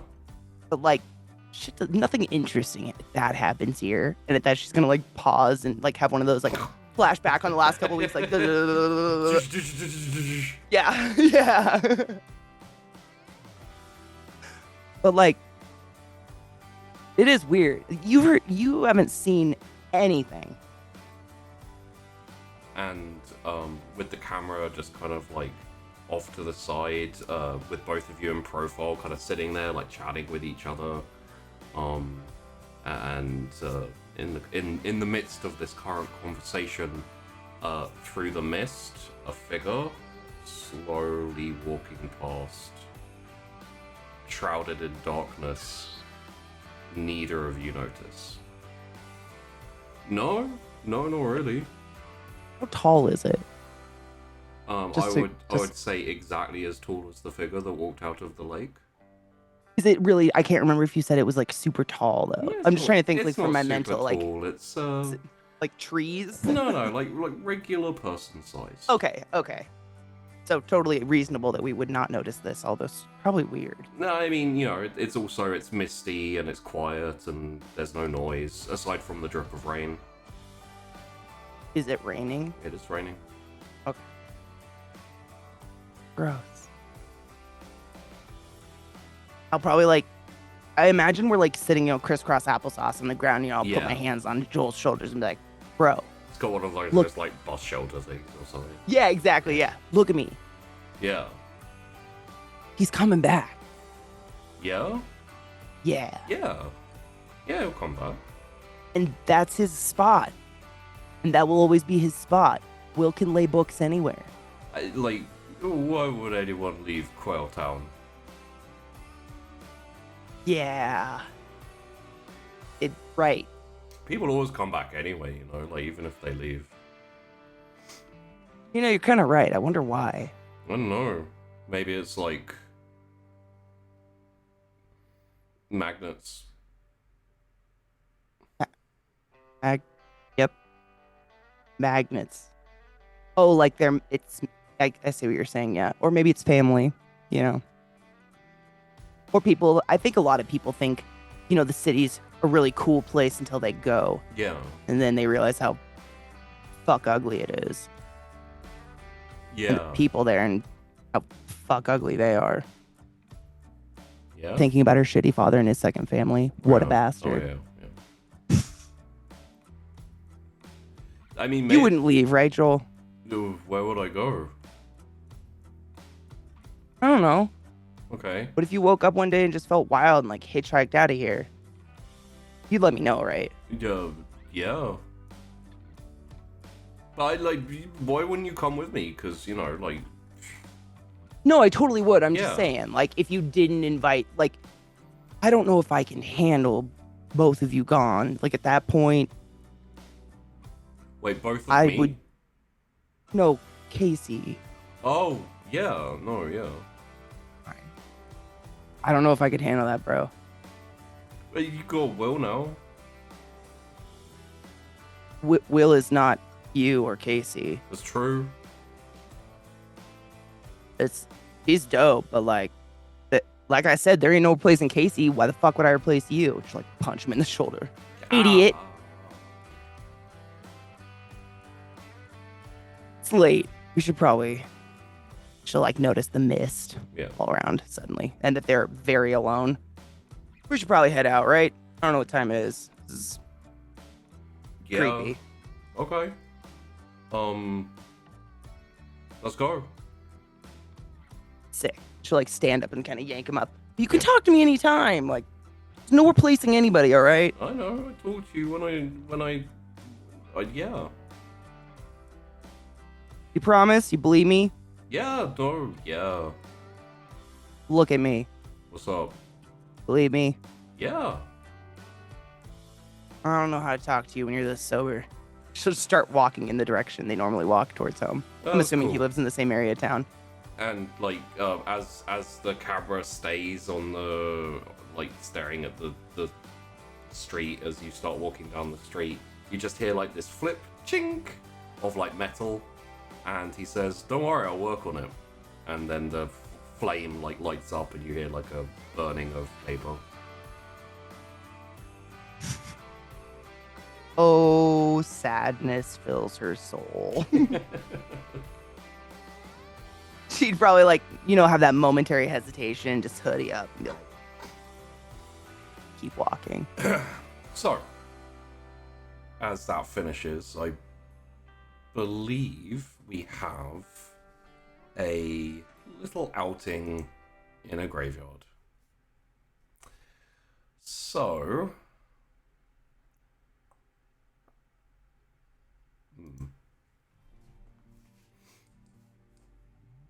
Cecilia, after saying goodnight to Rodney, and I believe we're all going to have to ask this question, and we all want the answer. Was there a goodbye kiss? Dun dun dun. I don't know if they would have seen each other again because she left them in the gymnasium, right? Oh right, yeah. Does she not come back? I She kind of thanked him there already, so I don't think she would. Because she like said goodbye in the gymnasium and she said like, "Oh, thanks for like inviting me and like it wasn't you didn't make a mistake holding my hand and stuff like that." And then like gave him a little peck and then just like went after Tori. So I think she wouldn't like go back there. All right. In that case, you head home, and when you get back, your mum is still away, so your dad has probably already made food, left some out for you, and is already in bed because he's got an early day like he always does, which means you are greeted by Blackie, who is sitting at the front door in the, the scruffy one, like half ear down dog look, and when you open the door, he bounces round in the dog chasing itself kind of circle for a second, kind of like excitedly, and what you hear is woof.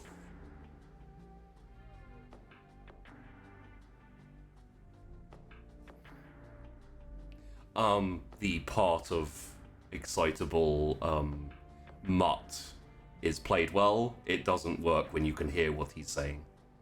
Woof. Do I every time I hear him, is it like in that kind of strange, distant voice? Yeah. Oh God. I think there's a moment of like, oh, he's so happy like to see me and stuff, and then like the wolf comes out and it's like a reminder of like, oh yeah, shit, it's not an actual normal dog. Yeah, it does tend to ruin the illusion of normality a little bit. So she'll give him a little head pat, walk inside, see that there's no one else around. Before she like, look, this is the thing people do to their animals, their pets, when they're alone. Like, people talk to their pets, right? Yeah. Like, the only thing is this pet might talk back, but just to say like it's out of like a sort of normal habit, she'll walk into the kitchen and go get food, and she'll just turn back to the table, turn back to Blecky and say, well, you do seem enthusiastic. I hope you have a good day, boy. Good. Yeah, right. I forgot I could actually talk to you. Do you wanna like go on a walk? Once. Yeah, do you want to go on a walk to the graveyard? Graveyard. Yes. Go. Was that a go or no? Go.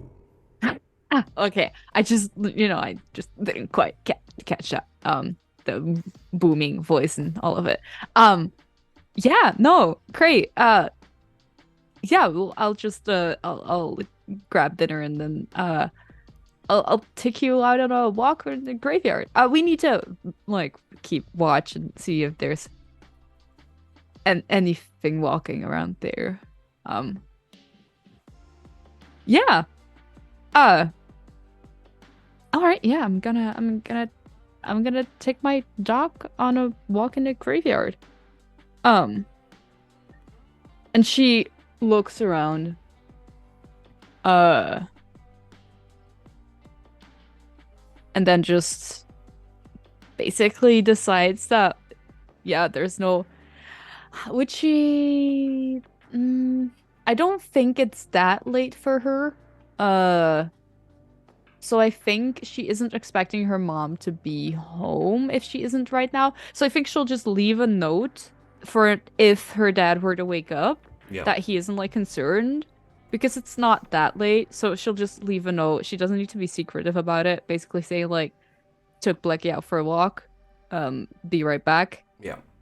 And she'll leave that on the table before grabbing like her backpack, a flashlight, and yeah, taking Blackie outside, and we're actually going to the graveyard. Which graveyard? Oh shit, there's multiple ones. Welcome to Quail Town. Place where no one goes where missing, nothing but there's weird multiple happens. graveyards. Shut up. Get out of my head. I didn't think about that because like technically I was about to say like, oh, the same one. But then again, normally all of macabrely, normally all of the bodies there are gone, right? So there's a little bit of like disturbed dirt. And obviously there's quite a few empty graves at this point, but no one's really gonna notice that unless they go and check, which they're not going to. No. But yeah. Just the fact is like we're going to a graveyard and looking out for potentially things crawling out of their graves, right? To go after Rodney. So I would imagine that knowing that the graveyard they were at the first time, if those graves are all basically empty, like there's not much use to go there. Unlikely. There may still be a few bodies there, you don't know. It was a very hectic time, and there was a lot of consumption of dead bodies, and obviously that shook you a little bit. So I would say you didn't really have a chance to fully inventory all the graves and tell whether they'd all been excavated or not. All right, no, then I'll go to the same one. Okay. And yeah, you drive out there and park up, and when you get out and open the door, Blackie jumps out, but he is just a shadow.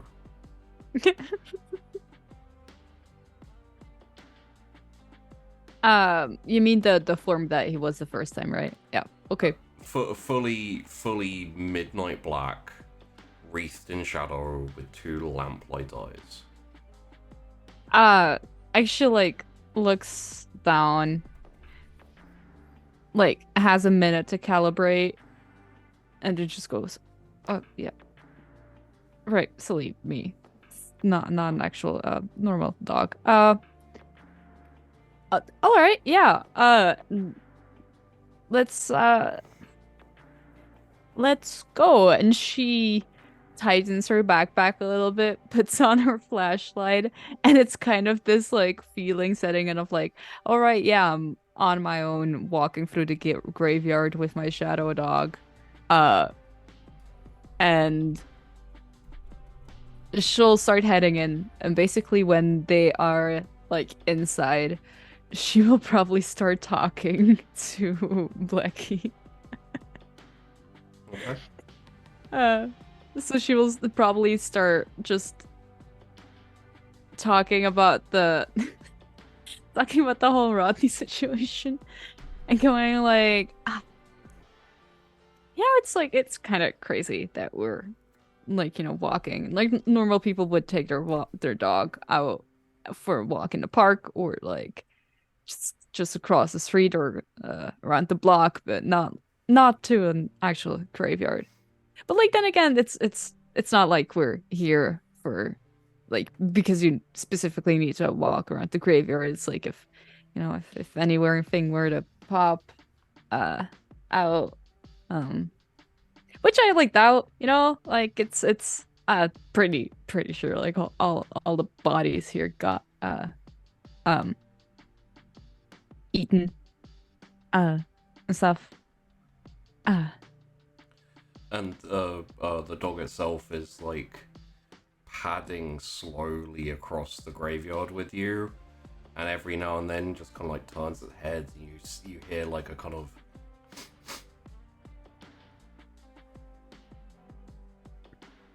yeah. I guess she stops once in a while to look like to the dog because she expects it to like stop to pee on graves or something. yeah. But I guess like after twice. Please tell me you brought doggy bags. She totally brought doggy bags, like 100%. Little And she brought ectoplasm poo. she brought one of the containers that people use to give their dog a little bit of water when they're walking or out. She probably brought a leash as well, but it's shadowed, so she can't really use it. Yeah. So she's just holding the leash. I imagine a leash for Blackie would be like a LED light strip or something, so you can't. Just one of those rave things that you break and you like. Oh yeah, exactly. Yeah. I'd say after a little bit of Cecilia nervously talking to the dog and also possibly to herself to a degree, the dog stops, pauses for a second. Yeah, one paw lifts up very slightly in that like pose. You know when dogs are like see something or hear something and they like one paw goes up and it's like,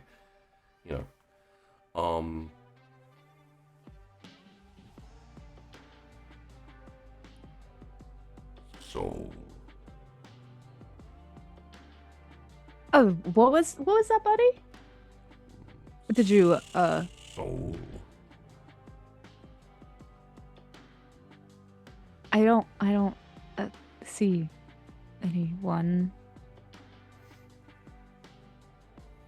And he pads up like down the side of the graves, almost to the corner where there's a few graves in the corner there, and he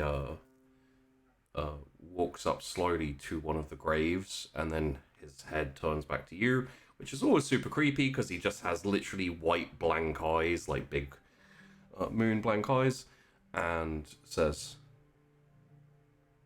"So."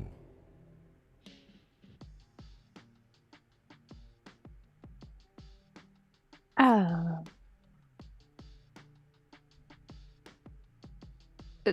There is no. Is soul meant to, like, is it? Does it mean something? Like there's no one here. Like there's no one crawling out of the grave. Like what do you? Dead. Lost.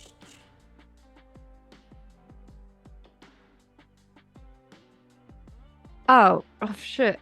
And she walks closer to him, and she remembers that I think it was Will who said that what they assumed Blackie was like someone who guides lost souls or something. Yeah. Psycho pump. And she walks over and just like go on, and if you want to do something, like just do it. I guess I'll look away. It's fine. As you like turn around and look away, you can still see a fairly bright flash of light from behind you, but you don't know what happened. And then I peek around the shoulder. And yeah, he's there, just kind of sat and looking up at you with the eyes. I think at this point, she doesn't expect anything to come crawling out of the graves anymore. So she just like forgetting for a moment that this is a graveyard, just like sits down in front of Blackie and just like I guess tries to pet his head, but it's shadow, so I don't know if it probably passes through. Yeah, no, he when you do, he lowers his head and it's not completely smoke. There is substance to it. Yeah. There is like a I would say closer to water. Mm-hmm. But it does give slightly. Yeah, I think that it's like a awkward like falling in pat then if it like gives slightly. Yeah. And she does it like maybe twice and then just decides to not do that for the moment. Where she just like looks at him and goes, there's like clearly nothing coming out of these graves. Do you think he's in danger? Do you think maybe we chose the wrong graveyard, that there's like hordes of zombies or whatever coming at him right at the second and it just like didn't choose to And like Blackie's head like turns around to the grave for a second, like regards it, looks back to you, and like his head kind of tilts to the side. Finished. Home.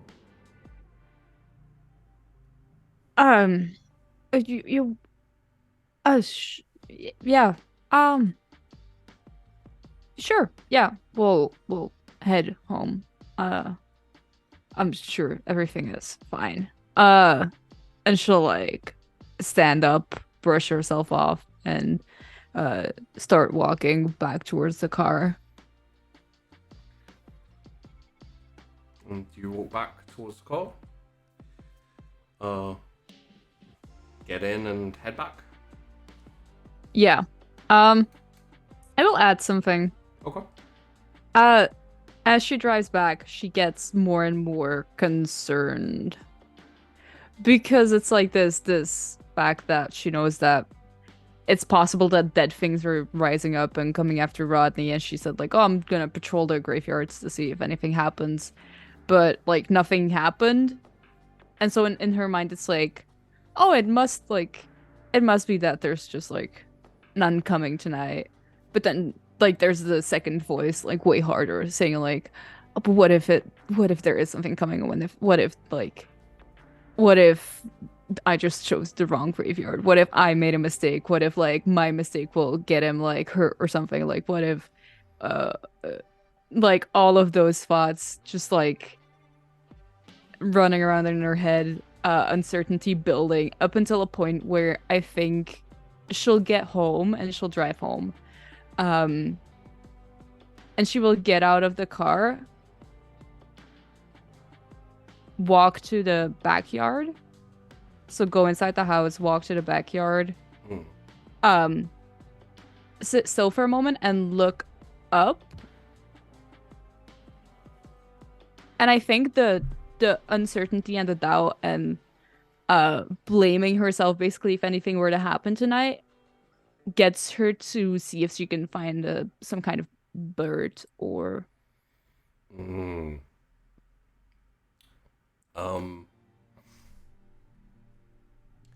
just purely because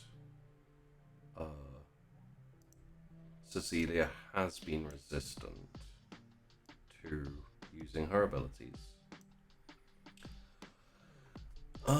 Could you give me a toe-to-toe? Sure. Rolls. Do I add anything or subtract anything? I would say you can add for animal empath, Mm-hmm. pack reading, and instinct. Yeah.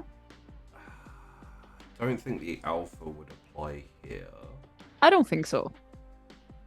Animal care, however, in excellence. Yes. All right. And I would say in this You'll never be instance, enough? I would say yes. You'll never be enough, and also on that same one, overachiever. Yes. All right. Go toe to toe. That is a 7, a mild success. Okay. I love how the little dot above it says you'll never be enough.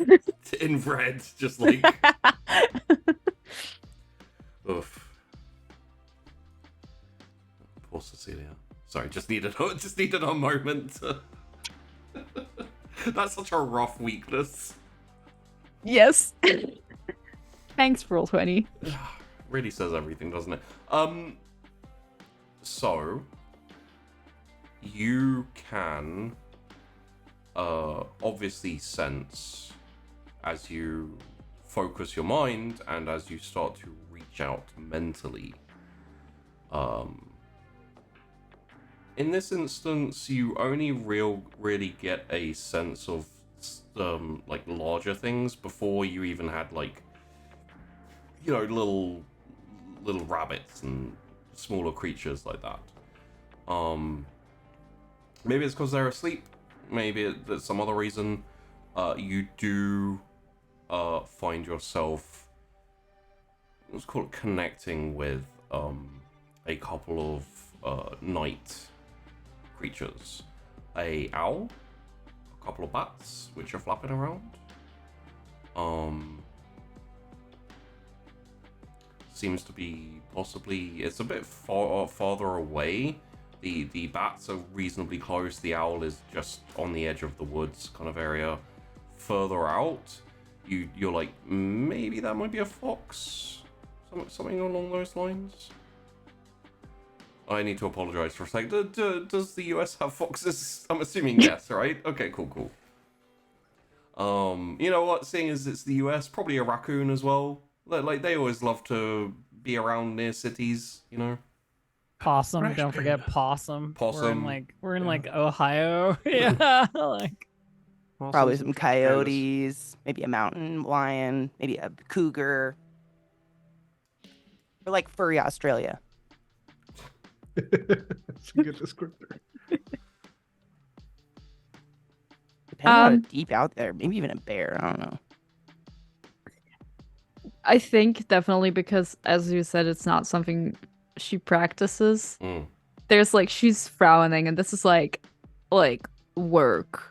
It's like when you need to concentrate for like an exam or a test or something. It's like desperately trying to focus. I would describe it like trying to keep your eye on two lines, like trying to keep your sight on two lines that are like this. So you're constantly having to like look at both of them to try and keep both of them in perspective. Yeah. And I think she will, because I think she will try to reach the owl, and if she doesn't, she will stay outside, sitting outside for a good while to try. So it is difficult to make that connection currently, for whatever reason. Eventually, it does work. Eventually, you find yourself... I think what the problem is it's hard to let yourself disconnect and kind of like, call it mentally float away from yourself. Once you manage to kind of get past that aversion, you do manage to find the owl properly with your senses and with your mind and connect to it and flow over to it. However, then the sensation you had last time of being able to go deeper is not here. At best, you can nudge. You can observe and nudge. Influence, maybe. but, like, for example, you're not going to be able to take over here.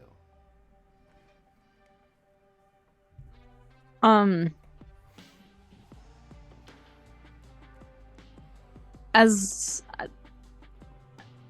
also flavor-wise, I would love to say that when she's sitting outside, Blackie's in front of her and she has her like hands on him as support when sitting crisscross applesauce. Yeah. She will the work and like it still feels very much as like trying to focus like that indeed, and like a very intense work. I would say workout, but it's like mental, so like maybe there's like a droplet of sweat even. But she definitely tries because it's not as easy. She like tries to nudge the owl like in the direction of like Rodney's home, but it's there's so much like resistance that it's like she tries to, and it's like, oh, maybe the owl like reacts a little bit, but it's like nothing. And yeah, there's definitely like the she's wearing herself off trying to do this, but it's clearly not working. So like I think after a good I don't know how much time she would have in her, but I think like after a good like 15 minutes or something. What I would say is as you try to nudge it, you give a bit too much of a nudge and it takes off, and it kind of like takes off in the direction it was looking, so just into the woods and up above the trees and away from you and away from the town for a little bit before you manage to get your like bearings a little bit better and kind of nudge it to the side so it starts turning around and coming back. You're already, by the time it's got back and it's flying kind of back over past you towards where Rodney is, you're already starting to feel like the mental drain, and you know, just it is an effort to stay here, to stay connected like this. And you realize as the owl gets further over the town, further up towards the kind of north side of town, towards where Rodney is, that strain becomes stronger until suddenly you're just like shunted out. And you back into yourself, open your eyes. Currently, Blackie is a mutt, not ghastly abomination creature of lamplight eyes. Yeah. I think she lets out a little huff and just like lets herself fall forward a bit like towards him, just to like, because he's in mutt form right now, just like cuddle him and just murmurs against him like, oh, here's to hoping that nothing happened to him. Sleep. Sleep. And the camera pans out as both Cecilia and Blackie get up and wander back inside, open the doors, and head up to sleep and to bed. And with the night headed off and, you know, slowly barreling towards morning as everyone is asleep, perspective-wise at least. In reality, it's the same amount of time as it ever is, but perception is strange like that. I think we are going to move forward a little bit in time. We have the day. We have the morning, school, lessons. I would say probably there is a reminder at some point, especially to Will, that you do have a job to do from Mr. Ashford. During Mr. Knight's class, a few of you are held back just to talk about homework assignments and etc. etc. and then we get to the end of school. What was the work I was supposed to do? It's been a while. I've forgotten. You actually haven't been called back by Mr. No, but Knight. I was supposed to do something, right? I can't remember what it was. For Mr. Knight? Yeah. Or Mr. Ashford. I think it was for Mr. Ashford. You are tasked with going and investigating hearts being cut out in the hospital. Oh yeah. Yeah, now I remember.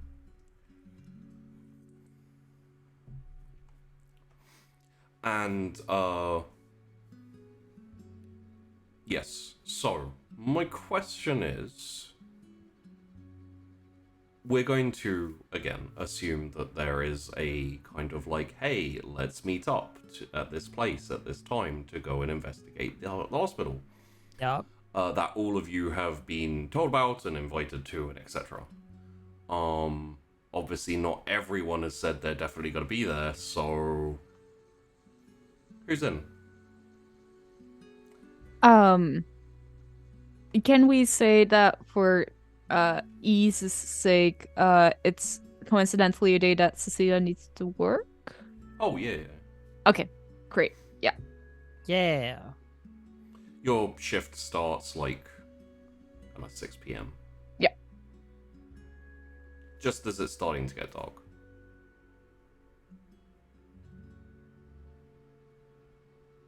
Then I think she would have told all of the others that, like, from 6 p.m. Kind of turn up at the hospital or meet you outside before your shift, kind of thing. Yeah. Okay. In that case, Tori, George, Will, who is meeting with Cecilia at shift start? Who's coming to the hospital for the investigation? I mean, I have to. I have been requested, so I have been ordered. I don't know if George knows. Yeah, she was there with Will, and Cecilia in the Yeah. Oh, that's counselor's when you're office. okay. I I was was sure thinking that I was the last one to be told. Yeah. I was thinking of when Cece and I were having our conversation and George was throwing out the idea of like faking a card or something, and I couldn't remember if we came to a conclusion on that. That was where I left off in my brain. Yeah, she'd totally go. I don't know how inconspicuous she'd look walking around a hospital, but she didn't know that. Does George turn up with like ratty hoodie, jeans, and like dark glasses, even though it's nighttime? Because you know that's what you do when you're being inconspicuous. Absolutely, like the black beanie. Yeah. Cool. Yes. I'm gonna Probably just like roll out from a corner when she saw everybody. A dark corner, like. Phew, phew. It's literally like Tori, William, and Cece there, like kind of conversating and talking about what they're gonna do, and then the camera just swings to the wall of the hospital where George is doing the Kronk like da da da da da da da da da da. And I think for like the last few meters that she's doing that, we all just like look at her and then like look around and look at her, or she's still doing it, and just go like, oh, sure, I'm whatever. moving so slowly that my movement is imperceptible. You've become fucking Dave Bautista. Your tracks. A little bit before your time, maybe, but Once you looked at her, she'd probably be like, I lost herself, honestly. Yeah, and sup. Hey. Oh shit, are those your scrubs? Those ever been like hella bloody? No, because usually they don't let volunteers into situations that get very bloody. That makes sense. The whole thing, you know. I was just gonna say you're really good at getting the stains out, because like not that I know. Right, not that you know. Anyway, so like it's not super weird that you guys would walk around the hospital, but like as visitors, right? Yeah. I figured we were like faking being family or something. Or, Tori actually has a dad working here. If you just walk around with confidence, I'm sure it'll be fine. Yeah. You could be visiting or on your way to visit Tori's dad, and I could be leading you. If we have to answer any questions, we'll figure that out when we have to answer them. I feel like planning a backstory is not worth it. Right, I forget because you can do the whole... Let me take the lead on anyone who questions why we're there. Problem solved. Will is standing at the back. Okay. Sure. If no one else has a problem with it, you can do your thing.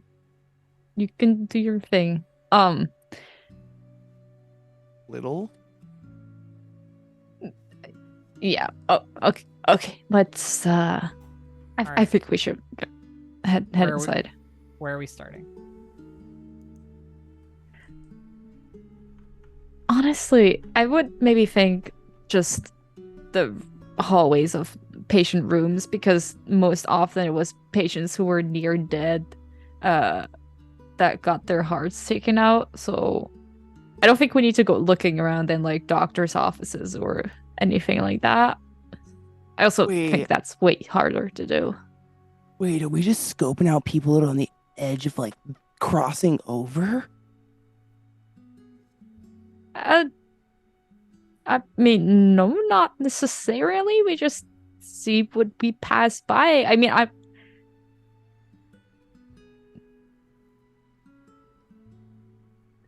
You seem more concerned about seeing someone in a hospital bed than seeing something we shouldn't see. What would I not be supposed to see? Here's my suggestion, Cecilia. Why don't we ask who's on tonight, like working, and then go from there. If there are certain people you think we should keep an eye on, then you work here, right? You know who's like suspicious or whatever. Right? And like if shit goes down, can't you like look at past staffing or something and and then you could we could correlate and be like, wow, look at all those people who worked on the same night. They all killed them and ate the hearts. I don't know what kind of access you think volunteers have, George. But all of it. Yeah, no, it doesn't work like that. I guess we could. Huh. I guess if you want to know who works tonight, we could look into that. But like, I can say you right now that no one was suspicious enough to seem like they were taking out people's hearts. No, probably not, admittedly.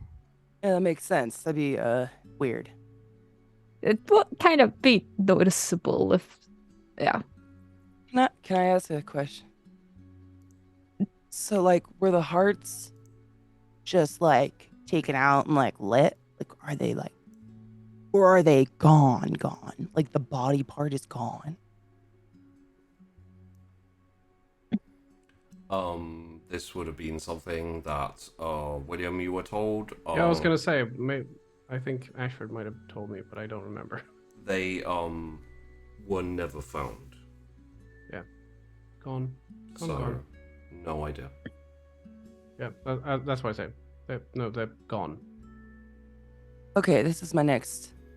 Really, this is so like, Cecilia, like, would they still be in the morgue so we could like maybe see how, because I mean, how it was done. Because like you've got like a lot of like stuff going on, it's not like you can just use a spork to get out a heart. Again, go to the morgue. George, I don't think you quite understand what kind of access volunteers have. Oh God, I can't go into the morgue. Do you know where it is? Because maybe Will could do his little rash eye and see if something walks near it. Because if we're not bothering anybody, he's just going to be like, for a few minutes. If I'm assuming if we get too close, it might be suspicious, but I could act lost. I'm good at that. right. I get Why where you're don't we coming from. I don't want to get us in trouble. I'm just trying to think like, it's better than just, guarding patient rooms for X amount of time. If we wouldn't figured out how they like, I wouldn't say guarding. I would say first we scout if we can see anything, and then maybe someone's sniffing around. But aren't we technically sniffing around? technically, if Will were to be able to see all of the trails and stuff, wouldn't he maybe be able to see anything in the hallways? If anyone looks at Will, he just looks back and forth between the two, he shrugs and goes, All right, and Well. she looks at her watch because it's like getting later, and she's like, okay, I really need to get in, so like, can we just Hey, Sheepy, is my dad working tonight? No. He had a day shift, surgeries, etc. And in 2 days, your mom is heading back off to her next show. So, yeah, he's trying not to work too much. Would she know where his office is? Yes, 100%. Yeah. I don't know what good that would do us, but that seems like a good idea. Cecilia will make moves to go inside and like hold the door open for you. So will we. We will also. Okay, so the 4 of you are heading in? yeah, I guess so. Okay. Trying to look as like normal as possible. Yeah. Look like we belong. As you walk in, Will, Yeah. as you step over the threshold of the hospital, you feel a shiver like pass through your body, Okay. and you feel that burning sensation. Not burning, but that kind of irritated sensation on your eye. Like, hey, it's there. Is that the feeling? Okay. Will turns around and walks out again. Out of where? Out of the hospital. Like, Out- no, I mean, like when he passes the threshold and the thing shiver? goes. Yeah. Yeah, he just goes and back out. Oh, you can't go back out. Oh. There's no door. Oh. And in fact, as you all step over, you find yourselves in a place of stone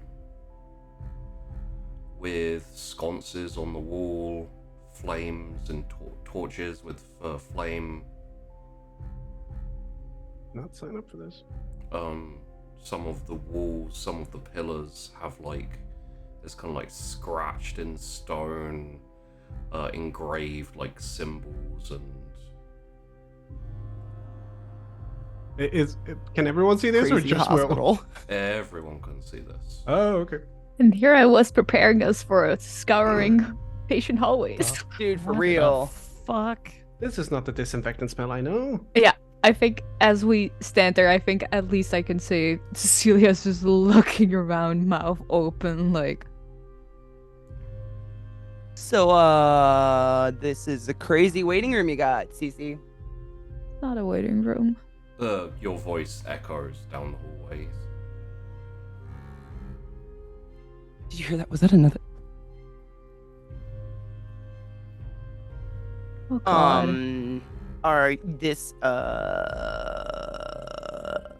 Hey, Will, you want to scope this shit out? Because this doesn't look like a hospital.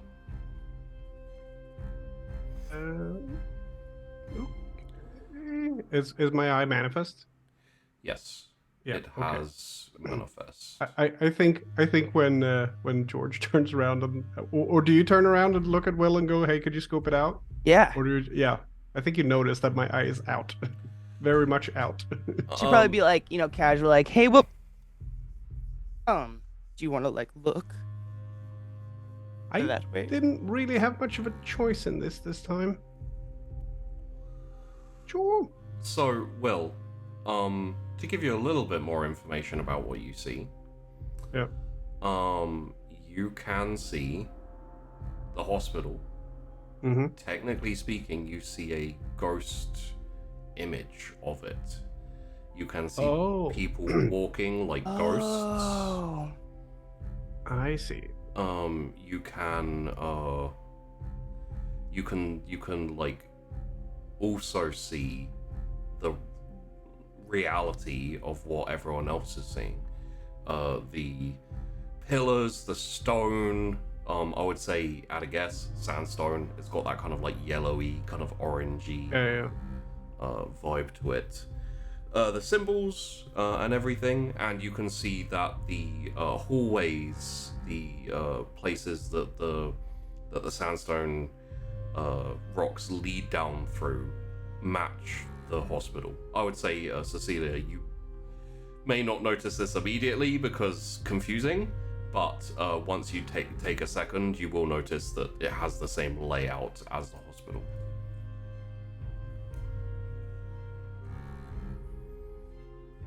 But it doesn't look like, hey, this is a previous version of the hospital. It's just clearly like dungeon-esque. The skin over the layout of the hospital. Yeah, exactly. Yeah. Ooh. Well, I'm going to guess this is probably the doing of whatever we're looking for. So, step one, keep going, I guess. I've never. This has never happened before. Oh, you mean your hospital doesn't turn into a dungeon?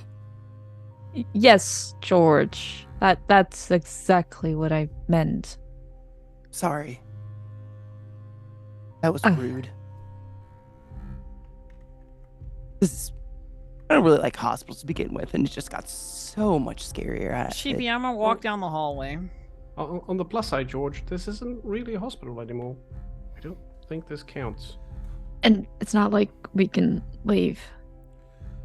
As I think we have a mover. We have a mover. Mover and a shaker. What I will say is, You can stand here at the end of the hallway, but like I don't think we're gonna get anywhere doing that. No. On a protrusion of rock, kind of from the ceiling, that's like this big kind of like let's call it a beam of rock that goes across the ceiling. There is the symbols of a hand like this, a bird that is maybe some type of wader, possibly. Another bird which is much more raptor-like, maybe an eagle, maybe a hawk of some kind, and then a half circle, the top half of a circle.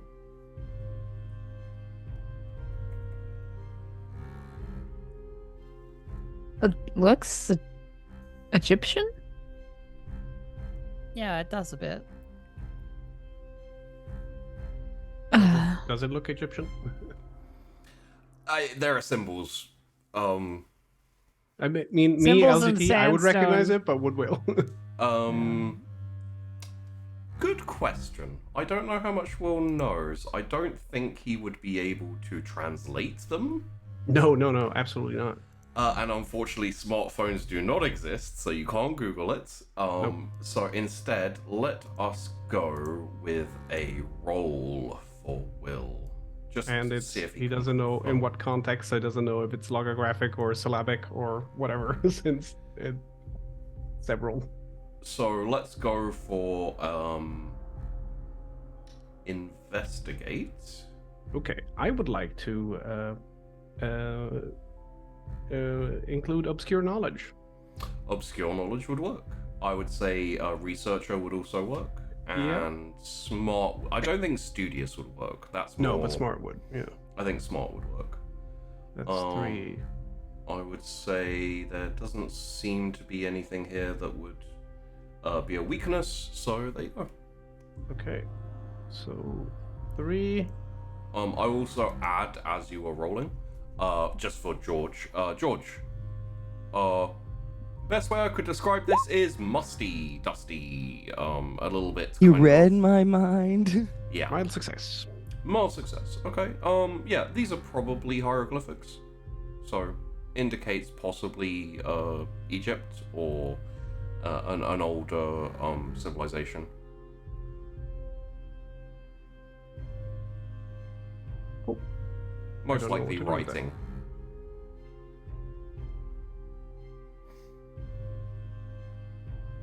I don't know what to do with that. Yeah, I feel like there's a fair amount of that. And at which point, as George is like, I smell musty things, it smells kind of like, you know, a really musty, dusty library. Would I say, like, maybe it smells like no one's been here in a very, very, very long time, not like a busy hospital? It doesn't smell like that old, undisturbed shit. I'd say no. It doesn't. Oh, okay. No. There's some must and stuff, but it doesn't smell like no one's ever been here. Or like no one's been here for a long time. I'm just gonna yell down the hallway. Okay. I'm just gonna be like, whatever is doing this, let's talk. Okay. There's a pause. A beat or two. And then you hear boof. Boof. Of fairly heavy footsteps and something dragging. Ugh. I think whatever you called out to is coming to talk. Good. We can get this sorted. Huh? Is that good? It doesn't sound. No. Hey. Yeah. No. Sounds like it's bringing a friend. Great to just have a confrontation like that without. What were you I'm not expecting great to with do confrontation. here? Well, I was expecting to enter a hospital and see some I don't know, doctor doing some stuff. Ditto. Well, then I guess we have to improvise now that we're in an Egyptian tomb. Yeah, no shit. George is gonna take a step behind Tori. And as the thump comes closer, the torches illuminate the coming out of the kind of right side over that way. A pointed snout, green and scaly. Teeth kind of come up on the side of the mouth. Reptilian eyes. Mane of hair coming back with large, long paws up front and slightly shorter haunches at back as it steps out into the light and stops just at the entrance into this kind of larger open area that you've walked into. It's big, right?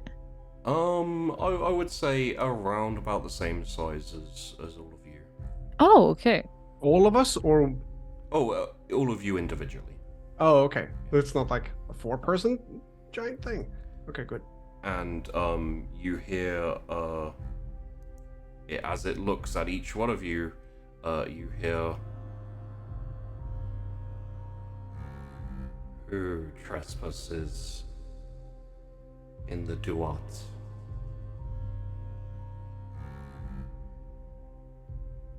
Yeah, No we one- didn't plan. Oh, go ahead. You go ahead. You go ahead. Yeah, we didn't plan to be trespassing. We just want to talk.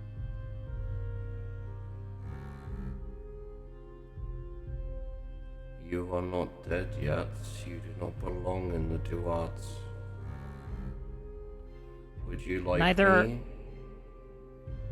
to test you?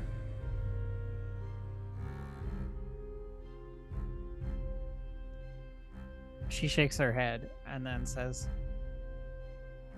see, that's the issue. A bunch of people who aren't dead yet have been getting their hearts removed. And it's really making a bit of a splash in the local hospital. Not something that you want, obviously. That does not concern me. People's hearts must be judged. But only, when they're dead, right? Does when it says Duet, does Will know enough to be like a connection of hearts weighing, Duet being the land of the dead? Is that like a connection he can do, especially after Egyptian hieroglyphs? I would say a vague knowledge of what the Duet could be is acceptable.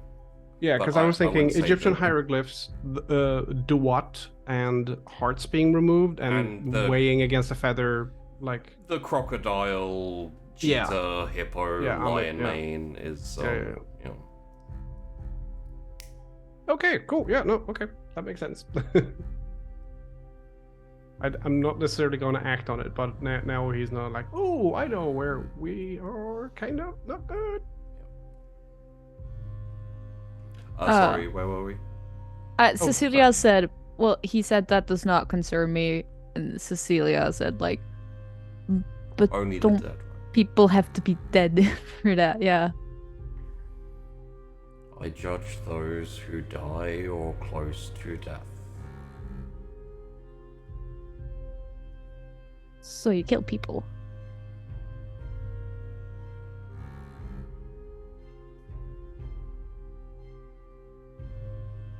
I judge those who are close to death or dead. Listen, we were sent here to solve a problem, and that problem is that hearts are being removed from people who shouldn't have their hearts removed yet. Maybe you could move this operation to like a mortuary or somewhere where people are already dead instead of a place where people are hoping they get to live. You do not command me, fish. Do not try.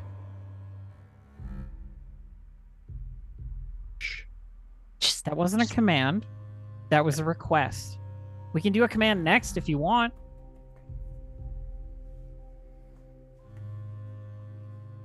Maybe we should try to not escalate this. What is your request of Ahmed? Go somewhere hearts aren't going to be missed. Here they are missed. It causes problems.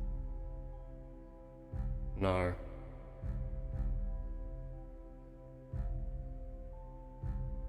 Can't be convinced? I have my job. I do my job for thousands of years. Okay, so wait, Tori. Thousands of years, hearts have not been missing for thousands of years. I mean, not from here. Yeah. Why did I don't think it's this thing. Why do your job here? The Duet is everywhere. I felt the call and I came. And now I judge those who require judgment. This is my job. Hey, Ahmed.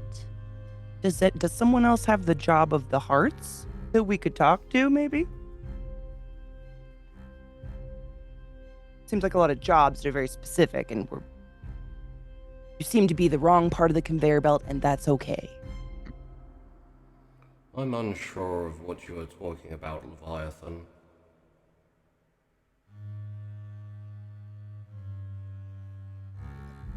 tuck that one away for later.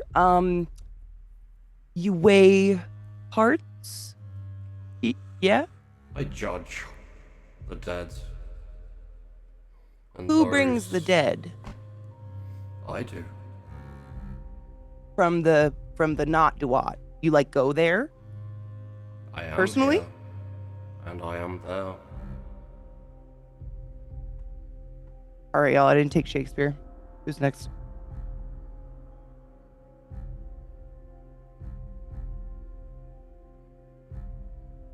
But like you didn't use to rip people's hearts out like 2-3 weeks ago though. Yes.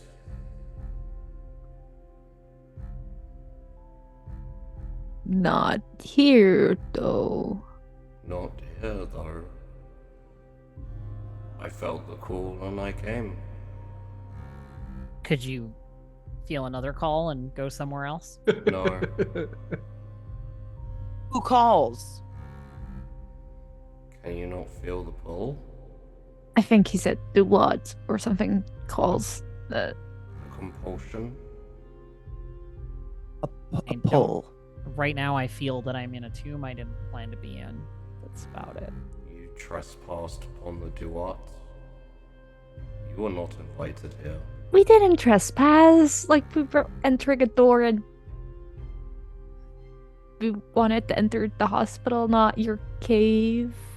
Yeah, This- we're actually totally open to going back there. Outside the Duat, or whatever this is a place where people are struggling to survive their conditions, not succumb to them.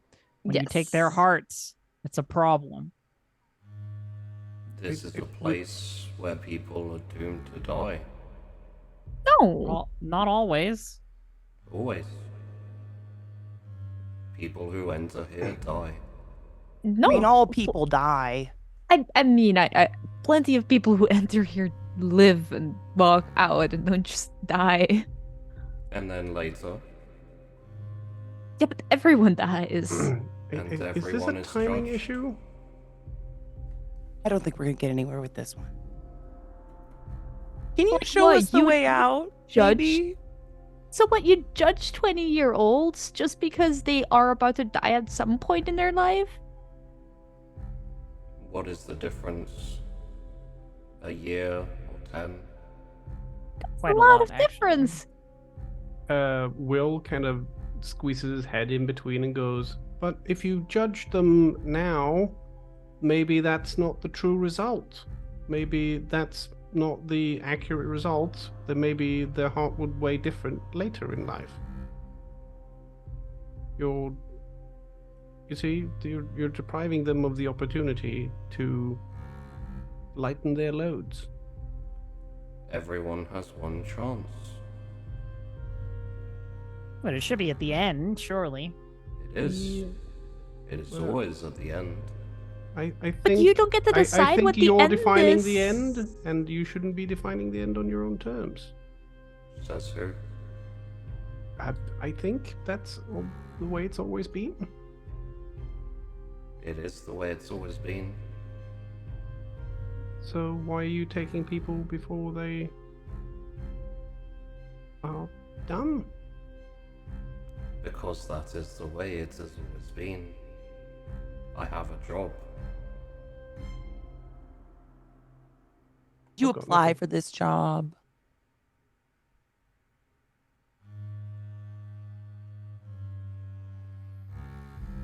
And you, Leviathan. Oh. What do you think we will find in your heart? I don't think we'll be searching there because I'm not dead and I didn't mean to come here. It's still in me. For now. Oh, if you just, we can leave like right this moment. We don't want to be trespassing. Don't want hearts need to be weighed here. And one of the one of the paws steps forward very slightly, and Amit says, "You are in the Duet. This means you're in the realm of the dead. You yourselves are indistinguishable from the dead. I have a job."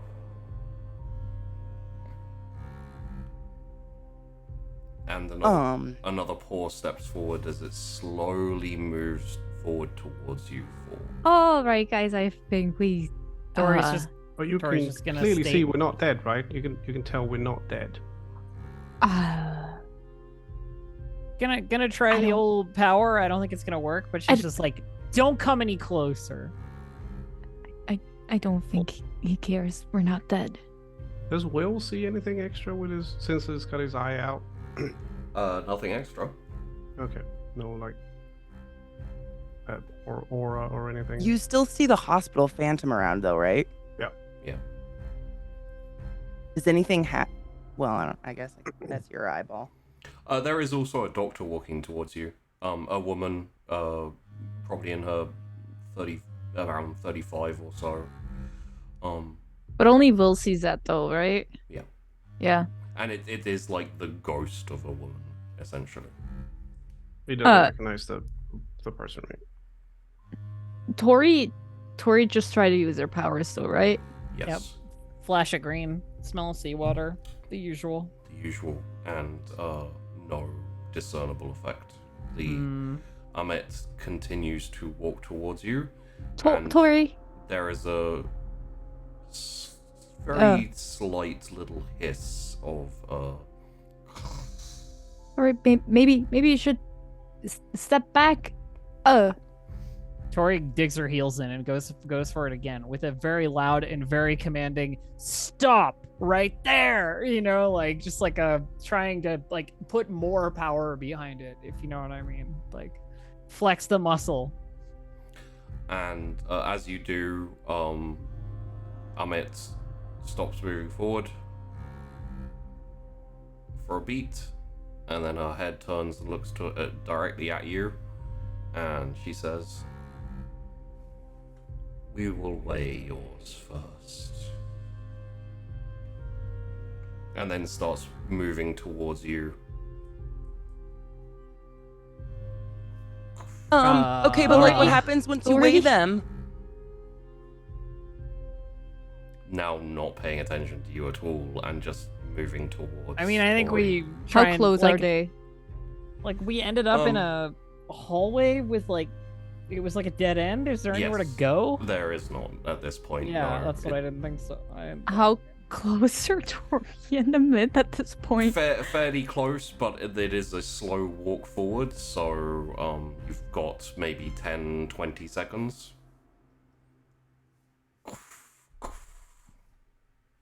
Tori, get back. I mean, Now. of course Tori's gonna step back at this point, but there's nowhere to go. It's a dead end, right? Like we came in and the door was gone. So. And as Tori like kind of shuffles back and you get more into your group, Amit like kind of turns, and then all of you see the crocodile face, the little kind of like leopard cheetah like top half, and the big mane, and the like shorter stunty hippo legs, and says, "Very well. All four of you at the same time." Fuck, shit, fuck. Find And something starts out. to move forward again. Guys, I don't Cecilia- want to eat it because it's like I think we need it. I think it needs to be here. It's just not with us, right? I don't want to do this. But I could, maybe. It's a literal afterlife. Go for it. Why not? Because then what happens to everybody that dies? And I'm not. Is that like fucking with the universe, man? We gotta. I think we have a more immediate problem, don't you? I'm gonna run up and just hit it, I guess. So, I don't know what else to do. I'm trying to. I guess it's not. gonna Attention's not intervene. on Tori, right? So, It turned away. No, I was gonna hit it when it was turned towards Tori. It's facing us. I will say, as George panics and essentially runs forward to kind of punch slap. Bitch slap it. Yeah, the giant crocodile thing. Well, not giant, but the crocodile. Yes, there is an opportunity to intervene. Yeah, because I imagine that the thing is walking towards us. We're all huddled towards the back a bit. George wants to rush forward to punch the Which crocodile. you thing. see, so.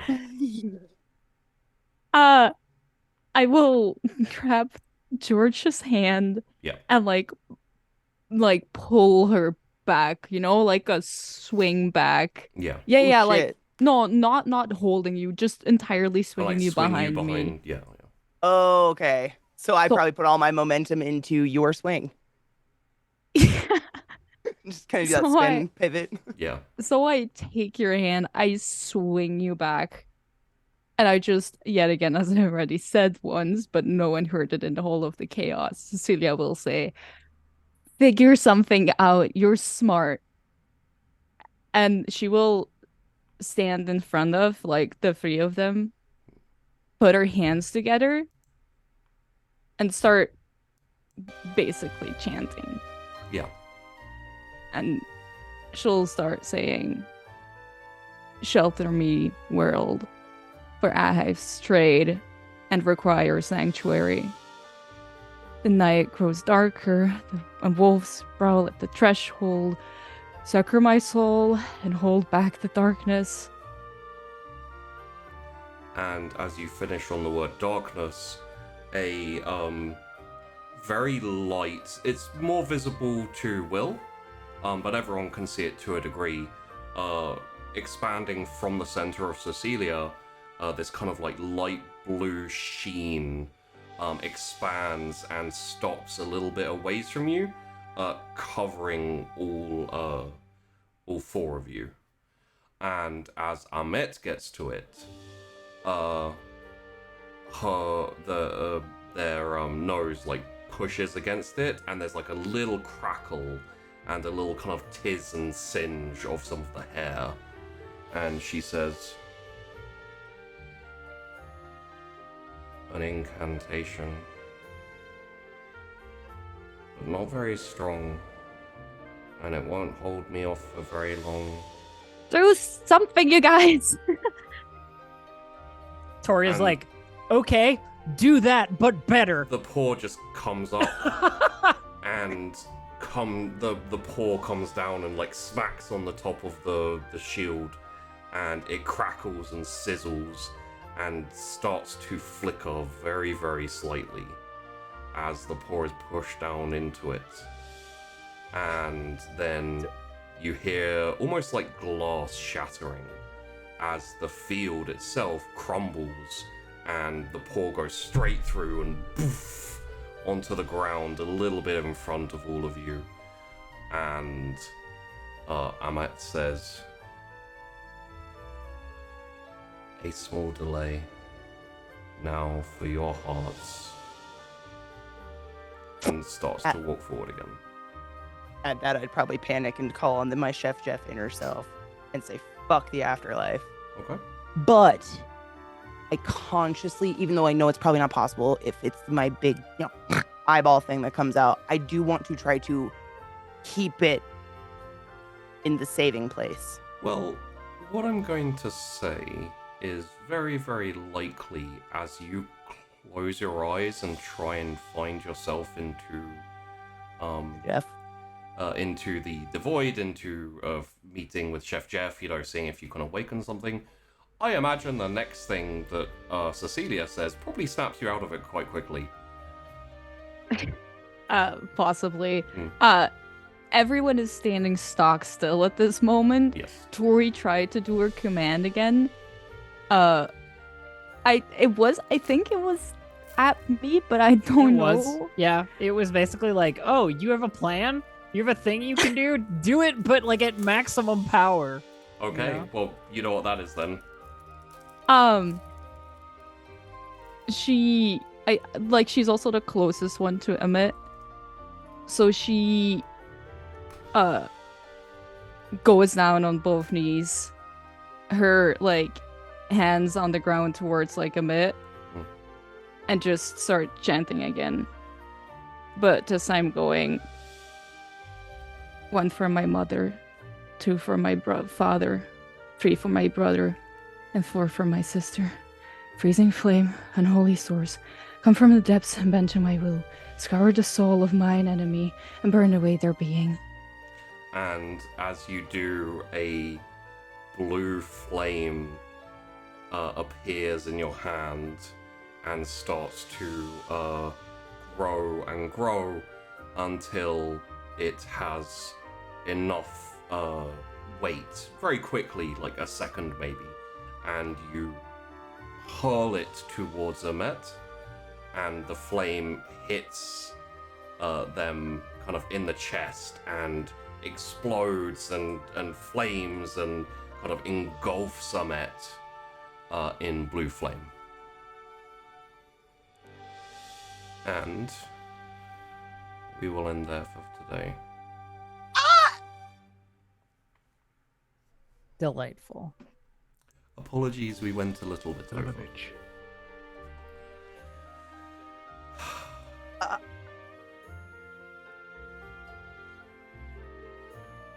We're gonna end it there for today. Sorry, I should stop this music. Good, I just have to say before anything that before the show, when we were all sitting around calling LZT, figuring out if he was dead or not, Sheepy's like, "Oh man, I don't really know. I don't really have a plan for today, you know." And we're all like, "No, bro, can we just talk about that? I just wrote 7 pages." And Sheepy is one of the characters on all of them. Yeah. Mr. Plan. That's your no plan. Sorry. No, I'm saying it's great. It's just every time. You got to feel yourself, bro. You're way better at this than you think. I feel like the 3 of you may have things to say.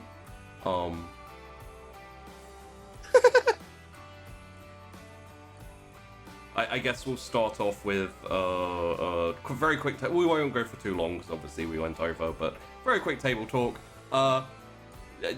What are your thoughts on what just happened? Pretty much everyone but Cyrix. No. The moment like Pretty Amit walked forward and said to like Katie's character, like George, like, oh, like I don't know what it was, but it was like I wonder what your heart will weigh, Leviathan. My heart pounded. It was like, fuck, that's fucking scary. It was like, holy shit. I really didn't think we had a chance. Pretty powerful God. entity. I know. And then Cece's like, hold on one sec. I'm very excited to have a conversation with Cece over Blue Fire. That's all I have to say about that. Well, did you recognize? We recognize it, Sheepy. We recognize. I was just checking. I also recognize as a character that shit toasted a god and gave me a little boo-boo. I didn't recognize it. Did I? Oh, you didn't. You were in a coma on the ground. Oh, you wouldn't. Will didn't recognize it because he was passed out. You know, I also have no idea. I just recognize that out of game. Yeah. It was from the first night with Night. Was it the kitchen one? Yeah. It was the same chant. 1 for my mother, 2 for my father. I see. Much less menacing. Much less menacing, though. Yes. But no less maniacal. She just saved our butts, bro. Yep. Be watching those flame fingies. Incinerate. We're gonna end up in the chat going blue flame. Incinerate. I get this feeling like George is gonna be like, oh my god, that's so cool. Like, 100%. Where did you learn that? And it's like, Yeah, no. 100%. She'll probably just think it's the most badass thing ever, and Cece's gonna be so serious about it, and George's gonna be like, "No, do it again." You Can you just light shit now? So I just want to like, as a sidebar, if you go back and watch over a few of the episodes and stuff, there'll be some hints. Sering's very masterfully layered in a little bit of foreshadowing for this, which was a lot of fun. But also, do you remember, like, every time that Mr. Knight held back a few people into class, it was, one of them was Cecilia? No. Yeah, no, you're right. Yeah, probably wasn't. You're wrong. I did, but it was so. I remember actually noting it in mentally, but then you glaze over it so casually. You're a manipulating bitch. And hey, Genius. George, do you remember like at the graveyard, like you guys went and you chatted with Dog Boy and he was great. Like I think Will was like, oh, he's like us, and then it got burned down by weird fire.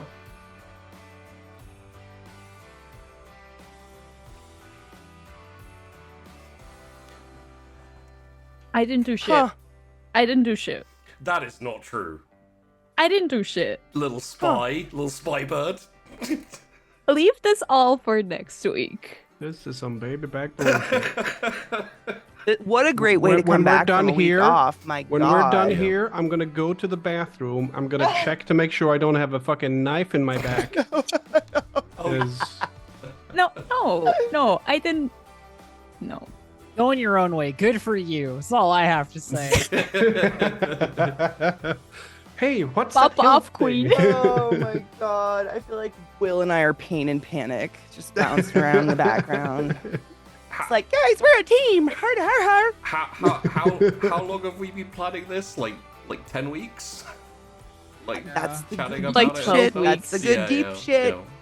Baby back bullshit. I just want to correct. It was 11 pages today, and my hand hurts, so I'm done. Very quick. Shout outs? Yeah, I was gonna say very quickly if anyone has anything else to say, but I feel like we could probably just head straight to the shout outs. So let's start with Baby Spybird, the traitor, the Horus, Judas. Oh shit! Wait, I haven't done the worst one yet. The Green Ranger.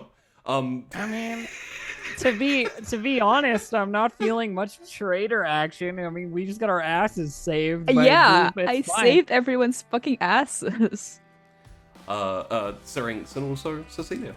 Thank you. You could have said the savior of the bunch, and I would have highly appreciated it as well. Wouldn't be inaccurate though, would it?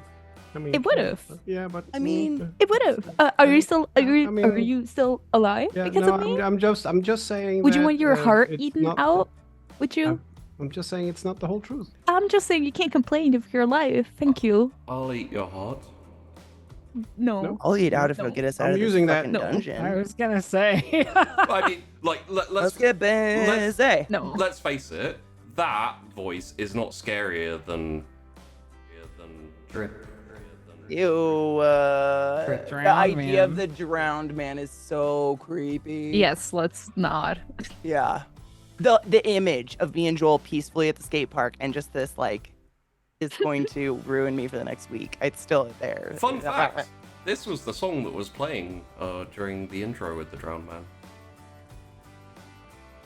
I hate to be that person, but I really don't have time Yes. to sorry, like All right. let's, fucking sit here and fuck around. I know. I'll talk forever. Just No. tell. You need to mute Katie. Hey, I'm Syrinx. You can find me as Syrinx on Twitter and Instagram and such. I don't have anything else to say because I'm not interesting. So, Elf, go. Hello, I'm Distracted Elf. You know all the shit. You've seen this like 15 weeks in a row. It doesn't fucking matter. Go, someone, Go, anyone, go, go. jump in. Hot potato. It's me. And you should go to the Patreon. You should go to the website because if you don't, we go away forever and there's no more shows on Sheepy's channel and we don't go to YouTube and that's really depressing. Go. LZT. I'm sorry I was late. Okay. That's it. All Good right. job, LZT. Best one yet. Yeah, I mean I was concise. Yeah, no, check out the Patreon. Otherwise, we're not here. I'm gonna be here next week though when we start. Bye.